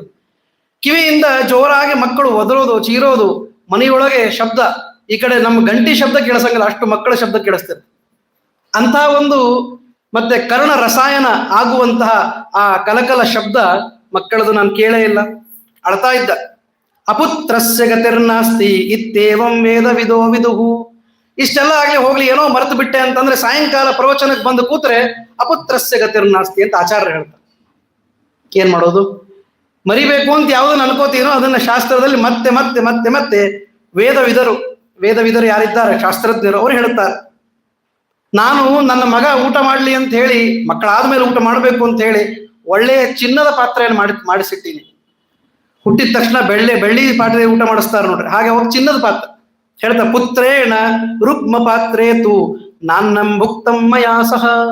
ಏನೋ ನಾನು ಚಿನ್ನದ ತಟ್ಟೆಯಲ್ಲಿ ಊಟ ಮಾಡುವಾಗ ಒಂದು ತುತ್ತು ಮಗನ ಬಾಯಲ್ಲಿ ಇಡಬೇಕು ಅಂತ ಅನ್ಕೋತೀನಿ, ಅದು ಆಗಿಲ್ಲ. ಅಷ್ಟೇ ಅಲ್ಲ, ನ ಸಂಜಾತೋ ನಮೇಯ ಯಸ್ಯ ಪುತ್ರ ಪ್ರೀತೃಹಿತೇರತಃ ಪಾಪಿಷ್ಠೋಹಂ ದುರಾಚಾರಿ ಹ್ಯ ಪುತ್ರೋಹಂ ದರಿದ್ರವಾನ್. ಇಷ್ಟೆಲ್ಲ ಇದ್ದದ್ರಿಂದ ನನಗೇನ್ ಅನಿಸ್ತದೆ ಅಂತಂದ್ರೆ ನನ್ನಷ್ಟು ದರಿದ್ರರು ಯಾರೂ ಇಲ್ಲ ಅಂತ. ಅದು ಸತ್ಯನೇ. ಯಾರಿಗೆ ತೃಷಾ ಮುಗಿದಿಲ್ಲ ಅವರು ದರಿದ್ರರೇ ಒಂದರ್ಥದಲ್ಲಿ. ತೃಷಾ ಅಂದ್ರೆ ಇಚ್ಛಾ ಮುಗಿದೇ ಇದ್ದರೆ ದಾರಿದ್ರ್ಯನೇ. ಎಷ್ಟೇ ಶ್ರೀಮಂತರಿದ್ರು ಕೂಡ ದಾರಿದ್ರ್ಯ ನಿಶ್ಚಿತವಾಗಿರುತ್ತೆ. ಸುಭಾಷಿತ ಒಂದು ಬಹಳ ಚೆನ್ನಾಗಿ ಹೇಳ್ತದೆ, ವಯಮಿಹ ಪರಿತುಷ್ಟಾ ವಲ್ಕಲೈಸ್ತ್ವಂ ದುಕೂಲೈ ಸಮೈಹ ಪರಿತೋಷೋ ನಿರ್ವಿಶೇಷೋ ವಿಶೇಷಃ ಸತು ಭವತಿ ದರಿದ್ರೋ ಯಸ್ಯ ತೃಷ್ಣಾ ವಿಶಾಲ ಮನಸಿ ಚ ಪರಿತುಷ್ಟೇ ಕೋರ್ಥವಾನ್ ಕೋ ದರಿದ್ರಃ. ಯಾರೋ ಒಬ್ರು ಭಾರಿ ಶ್ರೀಮಂತರಿದ್ದೀವಿ ಅಂತ ಹೇಳಿ ಒಳ್ಳೆ ರೇಷ್ಮೆ ಬಟ್ಟೆ ಉಟ್ಕೊಂಡು ಬಂದು ನಿಂತ್ರಂತ. ಯಾರ ಮುಂದೆ? ವಲ್ಕಲ ವಸ್ತ್ರ ಉಟ್ಕೊಂಡು, ಸಾಮಾನ್ಯ ಈ ಧಾವಳಿ ಅಂತಾರಲ್ಲ ಅಂತದ್ದು ಉಟ್ಕೊಂಡು ನಿಂತವ್ರ ಮುಂದೆ ಹೇಳಿದ್ರು. ಆವಾಗ ಅವರಂದ್ರಂತೆ, ನಿನ್ನ ಮನಸ್ಸಿನೊಳಗೆ ಈ ರೇಷ್ಮೆ ದಾಟಿ ಇನ್ನೂ ಮುಂದಿಂದ ಉಟ್ಕೊಳ್ಬೇಕು ಅಂತ ಆಸೆ ಇದೆ, ನನಗೆ ಈ ಇದ್ದದ್ದು ಹೋದ್ರೂ ಪರವಾಗಿಲ್ಲ ಅಂತದ. ಹೀಗಾಗಿ ಆಸೆ ಇಲ್ಲದ ನಾನು ಶ್ರೀಮಂತನೋ, ಆಸೆ ಇರುವ ನೀನು ಶ್ರೀಮಂತನೋ ಅಂತ ಕೇಳ್ಬಿಟ್ಟು ವಿಚಾರ ಮಾಡಿ. ಹೀಗಾಗಿ ಯಸ್ಯ ತೃಷ್ಣಾ ವಿಶಾಲ, ಯಾರ ಆಸೆ ದೊಡ್ಡದೋ ಅವರೇ ದರಿದ್ರರು, ಯಾರ ಮನಸ್ಸು ತುಂಬಿ ಬಿಟ್ಟಿದೆಯೋ ಅವರೇ ಶ್ರೀಮಂತರು. ಮನಸ್ಸಿಚ ಪರಿತುಷ್ಟೇ ಕೋರ್ಥವಾನ್ ಕೋ ದರಿದ್ರ ಅಂತ ಬಹಳ ಚಂದಾಗಿ ಹೇಳ್ತಾರೆ. ಇಲ್ಲಿ ಪ್ರಸಂಗಕ್ಕೆ ಬಂತು ಅಂತ ಹೇಳಿದೆ. ಹೀಗಾಗಿ ಅವನಂತಾನೆ ಅಹಂ ದರಿದ್ರವಾನ್, ನಾನು ದಾರಿದ್ರ್ಯ ಉಳ್ಳವನು, ಯಾಕೆ ಅಂದ್ರೆ ನನ್ನ ಮಕ್ಕಳಾಗಿಲ್ಲ ಅಂತೇಳಿ ಅಳ್ತಾ ಇದ್ದಾನೆ. ಏನ್ ಮಾಡ್ಲಿ ನಾನು? ಯಮನ ಹತ್ತಿರ ಹೋದಾಗ ಯಮ ಕೇಳ್ತಾನಂತ, ಏನಂತಂದ್ರೆ ಪುತ್ರಹೀನಂ ಚ ಮಾಂ ದೃಷ್ಟ್ವಾ ಕರ್ಷಂತಿ ಯಮ ಕಿಂಕರಾ ಗಚ್ಚ ರಾಜನ್ ತ್ವರೇಣೈವ ಯಮಸ್ಯ ಸದನಂ ಪತ್ರಿ ಪ್ರತಿ. ಅವನಂತ ನನ್ನ ಮಕ್ಕಳಾಗಿಲ್ಲ ಅಂತ ಹೇಳಿ ಪಿತೃಋಣ ಹಾಗೆ ಉಳಿತು, ಅದಕ್ಕಾಗಿ ವಿಷ್ಣು ದೂತರು ಕರೆಯೋದಿಲ್ಲ, ನನ್ನ ಯಮದೂತರೇ ಕರೆಯೋದು. ಯಮದೂತರೇ ನನ್ನ ಕಾಲು ಹಿಡಿದು ಎಳ್ಕೊಂಡು ಹೋಗ್ತಾರೆ. ಏನಂತ? ಯಮನ ಹತ್ತಿರ ನಡಿ, ಮಾತಾಡ್ಸು ನಡಿ ಅಲ್ಲಿ. ಹೀಗಾಗಿ ಯಾವುದಂತ ಹೇಳಿ, ಏನಂತ ಮಾಡ್ಲಿ? ವೃಥಾ ಜಾತೋತಿ ಪಾಪಾತ್ಮ ಸ್ವಾತ್ಮನೋ ನರಕಾವಹ ಪುತ್ರಹೀನಂ ಕುಲಂ ಚಾಪಿ ಶನೀರಂ ಕೂಪ ಗಹ್ವರಂ. ಪುತ್ರ ಇಲ್ಲದ ಮನೆ ಅಂತಂದ್ರೆ ನೀರಿಲ್ಲದ ಬಾವಿ ಇದ್ದಂತೆ, ಮತ್ತೆ ಹೆಂಡತಿಗೆ ಗಂಡ ಇಲ್ಲದ ಹೆಂಡತಿ ಇದ್ದಂತೆ. ಏನೆಲ್ಲ ಅವನ ಮನಸ್ಸಿಗೆ ಬಂತು ಎಲ್ಲ ಹೇಳ್ತಾ ಇದ್ದಾನೆ. ಹೀಗಾಗಿ ಏನ್ ಮಾಡ್ಲಿ ನಾನು, ನನ್ನ ಈ ಗತಿ ಏನು ಅಂತೆಲ್ಲ ಕೇಳಿದಾಗ ಮತ್ತಷ್ಟೇ ಮುಗಿಸೋದಿಲ್ಲ. ಎಷ್ಟು ಹೇಳ್ತಾನೆ ಅಂತಂದ್ರೆ ನನಗೆ ಹೇಳಲಿಕ್ಕೆ ಸಂಕೋಚ ಆಗ್ತದೆ, ಅಷ್ಟು ವಿಸ್ತಾರವಾಗಿ ಅಳ್ತಾ ಇದ್ದಾನೆ. ಅಂತೂ ಅಳಲಿಕ್ಕೆ ಚೆನ್ನಾಗಿ ಬರ್ತಿತ್ತು ಅವನಿಗೆ ಅಂತ ಇಷ್ಟ ಅಭಿಪ್ರಾಯ. ವೃದಂತಂ ಪುತ್ರ ಮಾಲೋಕ್ಯ ವಿನಿಂದ್ಯ ಆತ್ಮಸತಿ ಮೃಷ. ನನ್ನ ಮಗ ಅಳಬೇಕಾದ್ರೆ ನನ್ನ ಹೆಂಡತಿಗೆ ಬೈಬೇಕು ಅಂತ ಆಸೆ ಆಗ್ತಾ ಇತ್ತು. ನೋಡ್ರಿ ಎಂತೆಂತ ಆಸೆಗಳು. ಮಗು ಅಳತಾ ಇರ್ಬೇಕು, ಪೂಜೆ ಕೂತಿರ್ಬೇಕು, ಆ ಕಡೆ ಅಡಿಗೆ ಒಗ್ಗರಣೆ ಹಾಕ್ತಾ ಇರ್ಬೇಕು, ಕೂಸು ಅಳತದಲ್ಲ ಅಂತ ಪೂಜೆ ಕೂತ ಈ ಭೂಪ ಬೈಬೇಕು. ಇದು ಒಂದು ಖುಷಿ, ಆ ಖುಷಿ ನನಗಿಲ್ಲ ಅಂತ. ಇದಕ್ಕಿಂತ ಏನು ಚೆನ್ನಾಗಿ ವಿವರಣೆ ಮಾಡ್ಬೇಕು ಹೇಳ್ರಿ ನೀವು. ಮತ್ತಷ್ಟೇ ಅಲ್ಲ, ಒಳ್ಳೆ ಗಂಟಿ ಬಾರಿಸುವಂತ ಮಗ, ಒಳ್ಳೆ ಬಾಲ್ ತಗೊಂಡು ಆಟ ಆಡುವಂತ ಮಗ ಹೇಳ್ತಾನು, ಘಂಟಾಂಶ ಪ್ರತಿಮಾಂ ದೇಹಿ ಪುತ್ರಸ್ಯ ಫಲಕಂದುಕೆ. ಕೈ ಒಳಗೆ ಒಳ್ಳೆ ಹಣ್ಣನ್ನು ಕೊಟ್ಟು ಆಟ ಆಡಿಸಿ ಮತ್ತೆ ಜಾಂಟಿ ಬಾರಿಸ್ತಾ ಗಂಟಿ ಬಾರಿಸ್ತಾ ಮಗ ಓಡಾಡ್ಬೇಕು ಎಲ್ಲಾ ಕಡೆ. ಹೀಗಾಗಿ ಇದು ಯಾವುದೂ ಕೂಡ ನನಗಾಗಿಲ್ಲ. ಅಷ್ಟೇ ಅಲ್ಲ, ಹುಟ್ಟಿದ ಮೇಲೆ ಎಷ್ಟು ಸಂಭ್ರಮ ಇರ್ತದೆ, ಎಷ್ಟು ಬ್ಯುಸಿ ಇರ್ತಾನೆ ಮನುಷ್ಯ. ಒಂದು ಮಗು ಹುಡ್ತು ಅಂದಿಟ್ಟು ಅದರಲ್ಲಿ ಗಂಡು ಮಗು ಹುಡುತ್ತಂದ್ರೆ ಕೆಲಸ ಬಹಳ. ಯಾಕೆಂದ್ರೆ ಮೊದಲಿಗೆ ಜಾತಕರ್ಮ ಆದ್ಮೇಲೆ ನಾಮಕರಣ ಆದ್ಮೇಲೆ ಚೌಲ, ಆಮೇಲೆ ಉಪನಯನ, ಆಮೇಲೆ ಮತ್ತೆ ಶಾಸ್ತ್ರಾಧ್ಯಯನ ಕಳಿಸ್ಕೊಡೋದು, ಬಂದ ಮೇಲೆ ಮದುವೆ ಮಾಡಿಕೊಡೋದು, ಈಗ ಅನೇಕ ಕೆಲಸಗಳು. ಅದು ಯಾವ ಸೌಭಾಗ್ಯವೂ ನನಗೆ ಬಂದಿಲ್ಲ ಅಂತ ಹೇಳಿ ಅಳ್ತಾ ಇದ್ದಾನೆ. ಕೊನೆಗೆ ಹೇಳ್ತಾನೆ, ಅಸ್ಮಾಕಂ ಅತಿ ಪಾಪಾನಂ ಕನ್ಯಕಾ ನೈವ ಚಾಭವತ್. ಇಷ್ಟೇ ಹೇಳ್ತೀನಿ ಅಂತ ತಿಳ್ಕೊಬೇಡ್ರಿ. ಒಂದು ಹೆಣ್ಣು ಮಗು ಇದ್ರೆ ಚೆನ್ನಾಗಿತ್ತಲ್ಲ, ಆ ಕಡೆ ಬಂದಾಗಿ ಗಂಡು ಮಗುವಿನ ಮುಗೀತು, ಹೆಣ್ಣು ಮಗುವಿನಗೋಸ್ಕರ ಅಳ್ತಾ ಇದ್ದಾನೆ. ಒಂದು ಹೆಣ್ಣು ಮಗು ಆದ್ರೂ ಎಷ್ಟು ಚಂದಾಗಿರ್ತದೆ ನೋಡ್ರಿ. ಮದುವೆ ಮಾಡಿಕೊಡುವ ಹೊರಗ ಸಂಭ್ರಮ ಎಂತದ್ದು ಅಂದ್ರೆ, ಈ ಹೆಣ್ಣು ಮಗು ನನ್ನ ಮನೆ ಅಲ್ಲದೆ ಹೋದ ಮನೆಯನ್ನು ಬೆಳಗ್ತದೆ. ನಾರೀ ಕುಲದ್ವಯ ತಾರಿಣಿ. ಹೀಗಾಗಿ ಎರಡೆರಡು ಕುಲಗಳನ್ನು ಉದ್ಧಾರ ಮಾಡುವ ಒಂದು ಸುಂದರವಾದ ಹೆಣ್ಣು ಮಗು ನನಗೆ ಹುಟ್ಟಲಿಲ್ಲ. ಸತ್ಪುತ್ರ ಕೊನು ಜಾಯೇರನ್ ಧರ್ಮ ಸಂತಾನ ಸೌದ್ಯಕಾಹ. ಏನ್ ಮಾಡೋದಪ್ಪ? ವರದ ಅಚ್ಯುತ ರಂಗೇಶ ಜಗನ್ನಾಥ ಜಗದ್ಗುರು ಸುಬ್ರಹ್ಮಣ್ಯ ಸುರಾಧೀಶ ಕೃಪಾಂ ಕುರು ದಯಾನಿಧೆ ವೆಂಕಟೇಶ ರಮಾಕಾಂತ ವರಾಹ ವದನಾಚ್ಯುತ ನಾರಾಯಣ ನಗಾಧೀಶ ರಾಮಕೃಷ್ಣ ನಮೋಸ್ತುತೆ. ದೇವರನ್ನ ಸ್ಮರಣೆ ಮಾಡ್ತಾ ಇದ್ದಾನೆ. ನಾರಾಯಣ, ನಗಾಧೀಶ, ವೆಂಕಟೇಶ, ಶ್ರೀನಿವಾಸ, ಜಗನ್ನಾಥ ಎಲ್ಲ ಹೇಳ್ತಾರೆ. ಎಲ್ಲ ನಾಮಸ್ಮರಣೆ ಮಾಡಿ ಒಂದು ಗಂಡು ಮಗುವನು ಒಂದು ಹೆಣ್ಣು ಮಗುವನು ನನಗೆ ಕರುಣಸಪ್ಪ ಅಂತಂದ. ಅದಕ್ಕಾಗಿ ಕೊನೆಗೆ ಒಂದು ಮಾತನ್ನು ಹೇಳ್ತಾನೆ, ಎಷ್ಟು ಮಹತ್ವದ್ದು. ಸುಪುತ್ರವಂತ ಖಲು ಭಾಗ್ಯವಂತಹ ಹ್ಯಪುತ್ರವಂತ ಖಲು ಭಾಗ್ಯಹೀನಾ ಸಂಸಾರ ಸಿಂಧೋಸ್ತರಣೆ ಹ್ಯಶಕ್ತಾ ಕಾನೋ ಗತಿ ಕರ್ಮ ಫಲಾನುಭೋಗಿನಾಂ. ಹುಟ್ಟೋದು ಹುಟ್ಟಬೇಕು, ಮಕ್ಕಳು ಹುಟ್ಟಬೇಕು ಅಂತ ಅಷ್ಟೇ ಬೇಡ್ಕೊಳ್ಬಾರ್ದು. ಅಥವಾ ಸುಪುತ್ರವಂತಹ ಒಳ್ಳೆಯ ಮಕ್ಕಳು ಹುಟ್ಟಬೇಕು. ಮತ್ತೆ ಮಕ್ಕಳು ಹುಟ್ಟಿ ಮತ್ತೆ ದುಂದುಕಾರಿ ಹಂಗೆ ಮಾಡಿದ್ರೆ ಏನ್ ಮಾಡ್ಬೇಕು? ಏನು ಪ್ರಯೋಜನಕ್ಕೆ ಬರುವುದಿಲ್ಲ. ದುರ್ಯೋಧನ ನಮಗೆ ಇನ್ನೂ ಹತ್ತಿರದ, ದುಂದುಕಾರಿ ಹಳೇದು, ದುರ್ಯೋಧನ ಇನ್ನೂ ಹತ್ತಿರದ ನಮಗೆ ಪಾತ್ರ. ಅಂತ ಮಕ್ಕಳು ಹುಟ್ಟಿದ್ರೆ ಏನಾಗ್ತದೆ? ಕೊನೆಗೆ ದಾವಾನಲಕ್ಕೆ ಸಿಕ್ಕು ಸಾಯುವ ಧೃತರಾಷ್ಟ್ರನ ಪರಿಸ್ಥಿತಿ ಆಗ್ತದೆ. ಉಪಯೋಗ ಏನು ಅದರಿಂದ? ಹೇಳ್ತಾರೆ ಎಂಥ ಮಕ್ಕಳು ಹುಟ್ಟಬೇಕು? ಗರುಡನಂತಹ ಮಕ್ಕಳು ಹುಟ್ಟಬೇಕು. ಅದು ಗರುಡ ಪಂಚಮಿ, ಅದಕ್ಕೆ ಗರುಡನಂತಹ ಮಕ್ಕಳು ಹುಟ್ಟಬೇಕು ಅಂತ. ಯಾಕೆ ಅಂತಂದ್ರೆ ವಿನತಾದೇವಿಗೂ ಕದ್ರುದೇವಿಗೂ ಒಂದ್ಸಲ ಜಗಳ ಆಯ್ತು. ಇದು ಮಹಾಭಾರತದ ಆದಿ ಪರ್ವದಲ್ಲಿ ಬರುವ ಆದಿ ಭಾಗ. ವಿನತಾದೇವಿ ಕದ್ರುದೇವಿ ಜಗಳ ಆಯ್ತು. ಅವರಿಬ್ರು ಅಕ್ಕ ತಂಗಿಯರು ಇದ್ದಾಗ ಚೆನ್ನಾಗಿರ್ತಾರೆ, ಸವತಿಯರಾದಾಗ ಸಮಸ್ಯೆ. ಅದು ಹಂಗೆ ಆಯ್ತು. ಕಶ್ಯಪರಿಗೆ ಪಾಪ 13 ಜನ ಹೆಂಡತಿಯರು, ಎಲ್ಲ ಅಕ್ಕ ತಂಗಿಯರೇ. ಹೀಗಾಗಿ ಫೈಟಿಂಗ್ ಯಾವಾಗಲೂ ಇರೋದು ಮನೆಯೊಳಗೆ. ಅಂತಹ ಒಂದು ಸ್ಥಿತಿ ಏನಾಯ್ತು, ವಿನತಾದೇವಿಗೆ ಮೊದಲು ಗರ್ಭ ಇತ್ತು. ಅಂದ್ರೆ ವಿನತಾ ಅಂದ್ರೆ ಪಕ್ಷಿಗಳ ತಾಯಿ. ಹೀಗಾಗಿ ಮೊದಲು ಮೊಟ್ಟೆ ಅವಳಿಗೆ ಹುಟ್ಟಿತ್ತು. 2 ಮೊಟ್ಟೆ ಇತ್ತು ಅವಳ ಹತ್ರ. ಅದು ಹುಟ್ಟಿ 2 ಪಕ್ಷಿ ಆಗ್ಬೇಕು. ಈ ಕಡೆ ನಾಗರು ಆಮೇಲೆ ಹುಟ್ಟಿದ್ರು, ಆದ್ರೆ ಬಹಳ ಜನ ಸಂಖ್ಯೆ ಒಳಗೆ ಹುಟ್ಟಿಬಿಟ್ರು. ಅವ್ರು ಸರೀಸೃಪಗಳು ಬಹಳ ಹುಟ್ಟಿಬಿಟ್ರು. ಕದ್ರು ದೇವಿಗೆ ಒಂದು ಸ್ಟ್ರೆಂತ್ ಏನಂದ್ರೆ, ನಿನಗಿಂತ ನನ್ನ ಮಕ್ಕಳೇ ಮೊದಲು ಹುಟ್ಟಿದವರು ಮತ್ತೆ ಬಹುಸಂಖ್ಯೆಯಲ್ಲಿ ಇದ್ದವರು, ನಿನಗೇನಾದ್ರೂ 2 ಅಂತೂ ನಂದೇ ಹೆಚ್ಚು ಅಂತ ಅವಳಿಗೆ ಅನಿಸ್ತು. ಹೀಗಾಗಿ ಈಗಾಗಲೇ ಅವಳು ಬಹಳ ಮೆರಿತಾ ಇದ್ಲು. ಸಾಮಾನ್ಯವಾಗಿ ಒಂದ್ ಸ್ವಲ್ಪ ಮಾತ್ಸರ್ಯಾದಿ ದೋಷ ಗುಣಗಳು ಇದ್ದೇ ಇರ್ತಾವ. ಅವರಿಬ್ಬರು ಒಂದು ಸಲ ಸಮುದ್ರದ ದಂಡೆ ಮೇಲೆ ಹೋಗ್ತಾ ಇದ್ರು. ಅಲ್ಲಿ ಹೋಗುವಾಗ ದೂರದಲ್ಲಿ ಒಂದು ಒಳ್ಳೆ ಕುದುರೆ ಕಾಣಿಸ್ತು, ಉಚ್ಚೈಶ್ರವಸ್ ಕುದುರೆ. ಯಾವ ಕುದುರೆ ಸಮುದ್ರ ಮಥನದಲ್ಲಿ ಉದಯಿಸಿ ಬಂದಿತ್ತೋ ಅದು.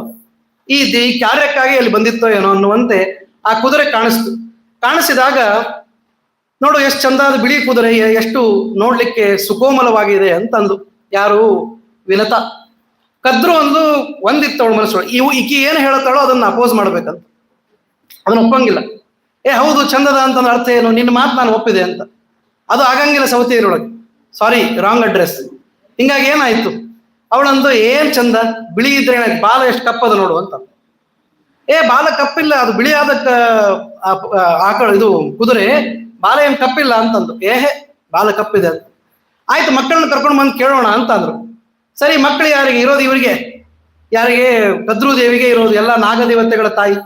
ಮಕ್ಕಳನ್ನ ಕರ್ಕೊಂಡು ಬರ್ಲಿಕ್ಕೆ ಅಂತ ಬಂದು ಮೊದಲೇ ಹೇಳಿದ್ದಂತೆ ಅವಳು, ನಾನು ಅಲ್ಲಿ ಹೋಗಿ ಕೇಳ್ತೀನಿ, ಕಪ್ಪಾದ ಬಾಲ ಅಂತ ನೀವು ಮಾಡಿ ತೋರಿಸ್ಬೇಕು.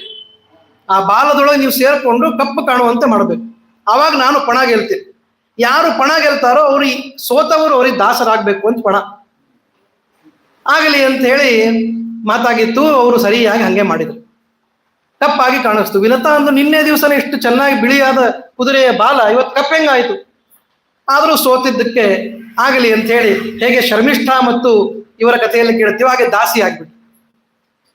ದಾಸಿ ಆದಾಗ ಮತ್ತೆ ದಾಸ್ಯ ಮಾಡೋದು, ಮಕ್ಕಳ ಸೇವೆ ಮಾಡೋದು. ಚಿಕ್ಕಮ್ಮ ನೋಡಿದ್ರೆ ಆದರೂ ಕೂಡ ಅವಳ ದಾಸಿಯಂತೆ ನಡ್ಕೊಳ್ತಾ ಇದ್ಲು. ಅನೇಕ ದಿವಸ ನಡೀತಿತ್ತು. ಅವಳಿಗೆ ತಡ್ಕೊಳ್ಳಿಕ್ಕಾಗ್ಲಿಲ್ಲ. ಮೊದಲನೇ ಈ ಅಂಡವನ್ನ ಒಡೆದು ಬಿಟ್ಲು ಅಕಾಲದಲ್ಲಿ. ಆವಾಗ ಅರ್ಧ ಮಾತ್ರ ಶರೀರ ಇರುವ ಅರುಣ ಹುಟ್ಟಿದ. ಆ ಅರುಣ ಬೈತಾನಂತೆ, ಏನಮ್ಮ ನಿನಗೆ ಅರ್ಜೆಂಟ್? ಯಾಕೆಷ್ಟು ಮತ್ತೆ ಮಾತ್ಸರ್ಯಕ್ಕೆ ಬಿದ್ದಿ ನೀನು? ಮಾತ್ಸರ್ಯ ಅನ್ನೋ ಗುಣ ಎಲ್ಲಕ್ಕಿಂತ ಕಡೆಯದು, ಅದನ್ನ ಎಂದೂ ಮಾಡಬಾರದು. ಅದಕ್ಕಾಗಿ ನಿನಗೆ ದಾಸ್ಯ ಬರಲಿ ಅಂತ ಶಾಪ ಕೊಟ್ಟಿದ್ದು, ಅದಕ್ಕಾಗಿ ಇಷ್ಟೆಲ್ಲ ಆಗಿತ್ತು. ಆದ್ರೆ ಒಂದು ಹೇಳಿದ್ದು, ಈ 2ನೇ ಅಂಡ ಅದಲ್ಲ, ಅದನ್ನು ಮಾತ್ರ ನೀನು ತಕ್ಷಣಕ್ಕೆ ಹೊಡಿಬೇಡ. ಅದರಿಂದ ಯಾರು ಹುಡ್ತಾರೋ ಅವರು ನಿನ್ನ ದಾಸ್ಯದ ನಿವೃತ್ತಿಯನ್ನು ಮಾಡ್ತಾರೆ. ಆ ಪ್ರಕಾರವಾಗಿ ಎರಡನೇ ಅಂಡದಲ್ಲಿ ತಾರಕ್ಷ ಯಾವ ಗರುಡ ದೇವರಿದ್ದಾರೆ ಅವರು ಹುಟ್ಟಿದ ತಕ್ಷಣ ಆಕಾಶಕ್ಕೆ ಹಾರಿಬಿಟ್ರು. ಅವ್ರ ಸ್ವಭಾವನೆ ಅದು. ನಗಕ್ಕೆ ಹಾರಿ ನಭಪತಂತಿ ಅಂತ ಆಕಾಶಕ್ಕೆ ಹಾರಿ ಹೋಗ್ತಾ ಇದ್ದಾರೆ. ಆದರೂ ಕೂಡ ನಿತ್ಯದ ಸಂಸಾರ ನಡಿಬೇಕಾದ್ರೆ ಇವರು ದಾಸರು, ಅವರು ಈಶ್ವರು ಅನ್ನುವಂತೆ ಇತ್ತು. ಒಂದು ದಿವಸ ಗರುಡ ದೇವರಿಗೆ ಬಹಳ ದುಃಖ ಆಯ್ತು. ಏನಮ್ಮ ಇದು, ಇಷ್ಟು ದಾಸ್ಯದಲ್ಲಿ ನಾವು ಯಾಕಿರ್ಬೇಕು? ನೀ ಯಾಕೆ ಅವರ ಸೇವೆ ಮಾಡ್ಬೇಕು? ಸಣ್ಣವರಲ್ಲೇನವರು, ಮತ್ತೆ ಚಿಕ್ಕಮ್ಮ ಆದ್ರೂ ನಿನ್ ಜೊತೆ ಈ ವರ್ತನೆ ಯಾಕೆ ಮಾಡ್ತಾಳೆ ಅಂತೆಲ್ಲ ಕೇಳಿದಾಗ, ನೋಡಪ್ಪ ಇಂಥದ್ದೊಂದು ಆಗಿತ್ತು, ಆ ಪಣಕ್ಕೆ ಸೋತು ನಾನು ಹಿಂಗೆ ಮಾಡ್ತಾ ಇದ್ದೀನಿ ಅಂತಂದು ಬಹಳ ದುಃಖಪಟ್ಟವು.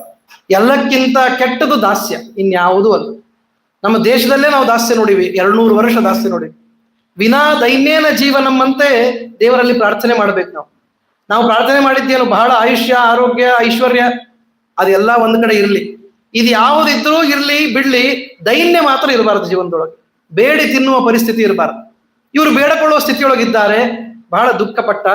ಆ ಸಂತಾಪ, ತಾಯಿಯ ಕಷ್ಟದ ಸಂತಾಪ ನೋಡಲಿಕ್ಕಾಗದೆ ಏನ್ ಮಾಡ್ಬೇಕು ಹೇಳೋದನ್ನು ನಿಶ್ಚಯವಾಗಿ ಮಾಡ್ತೀನಿ ಅಂತ ಕೂತ. ಆವಾಗ ನಾಗರನ್ನೇ ಕೇಳಬೇಕು ಅಂತ ಆಯ್ತು. ಮಕ್ಕಳದೇ ಸಾಮ್ರಾಜ್ಯ, ಕೇಳದ ಹೋಗಿ. ಅವ್ರು ಹೇಳಿದ್ರು, ನಮಗೆ ನೀನೇನಾದ್ರೂ ಅಮೃತವನ್ನು ತಂದು ಕೊಟ್ರೆ ನಾನು ವ್ಯವಸ್ಥೆ ಮಾಡ್ತೀವಿ ಅಂತಂದು. ಅಮೃತ ತರೋದು ಅಂದ್ರೆ ಏನು ಸಾಮಾನ್ಯ ಅಲ್ಲ. ದೇವಲೋಕದಲ್ಲಿ ರಕ್ಷಿತವಾಗಿ ಇಟ್ಟಿರ್ತಾರೆ, ಅದನ್ನ ಕಾಯ್ಲಿಕ್ಕೆ ಜನ ಇರ್ತಾರೆ, ಆ ಅಮೃತ ಕಲಶವನ್ನು ಕಾಯ್ಲಿಕ್ಕೆ. ಈಗ ನಾಗರಿಗೆ ಅಲ್ಲಿಂದ ತಗೊಂಡು ಬಂದು ಅವ್ರಿಗೆ ಹಂಚಬೇಕು, ಹೆಂಗೆ ಸಾಧ್ಯ?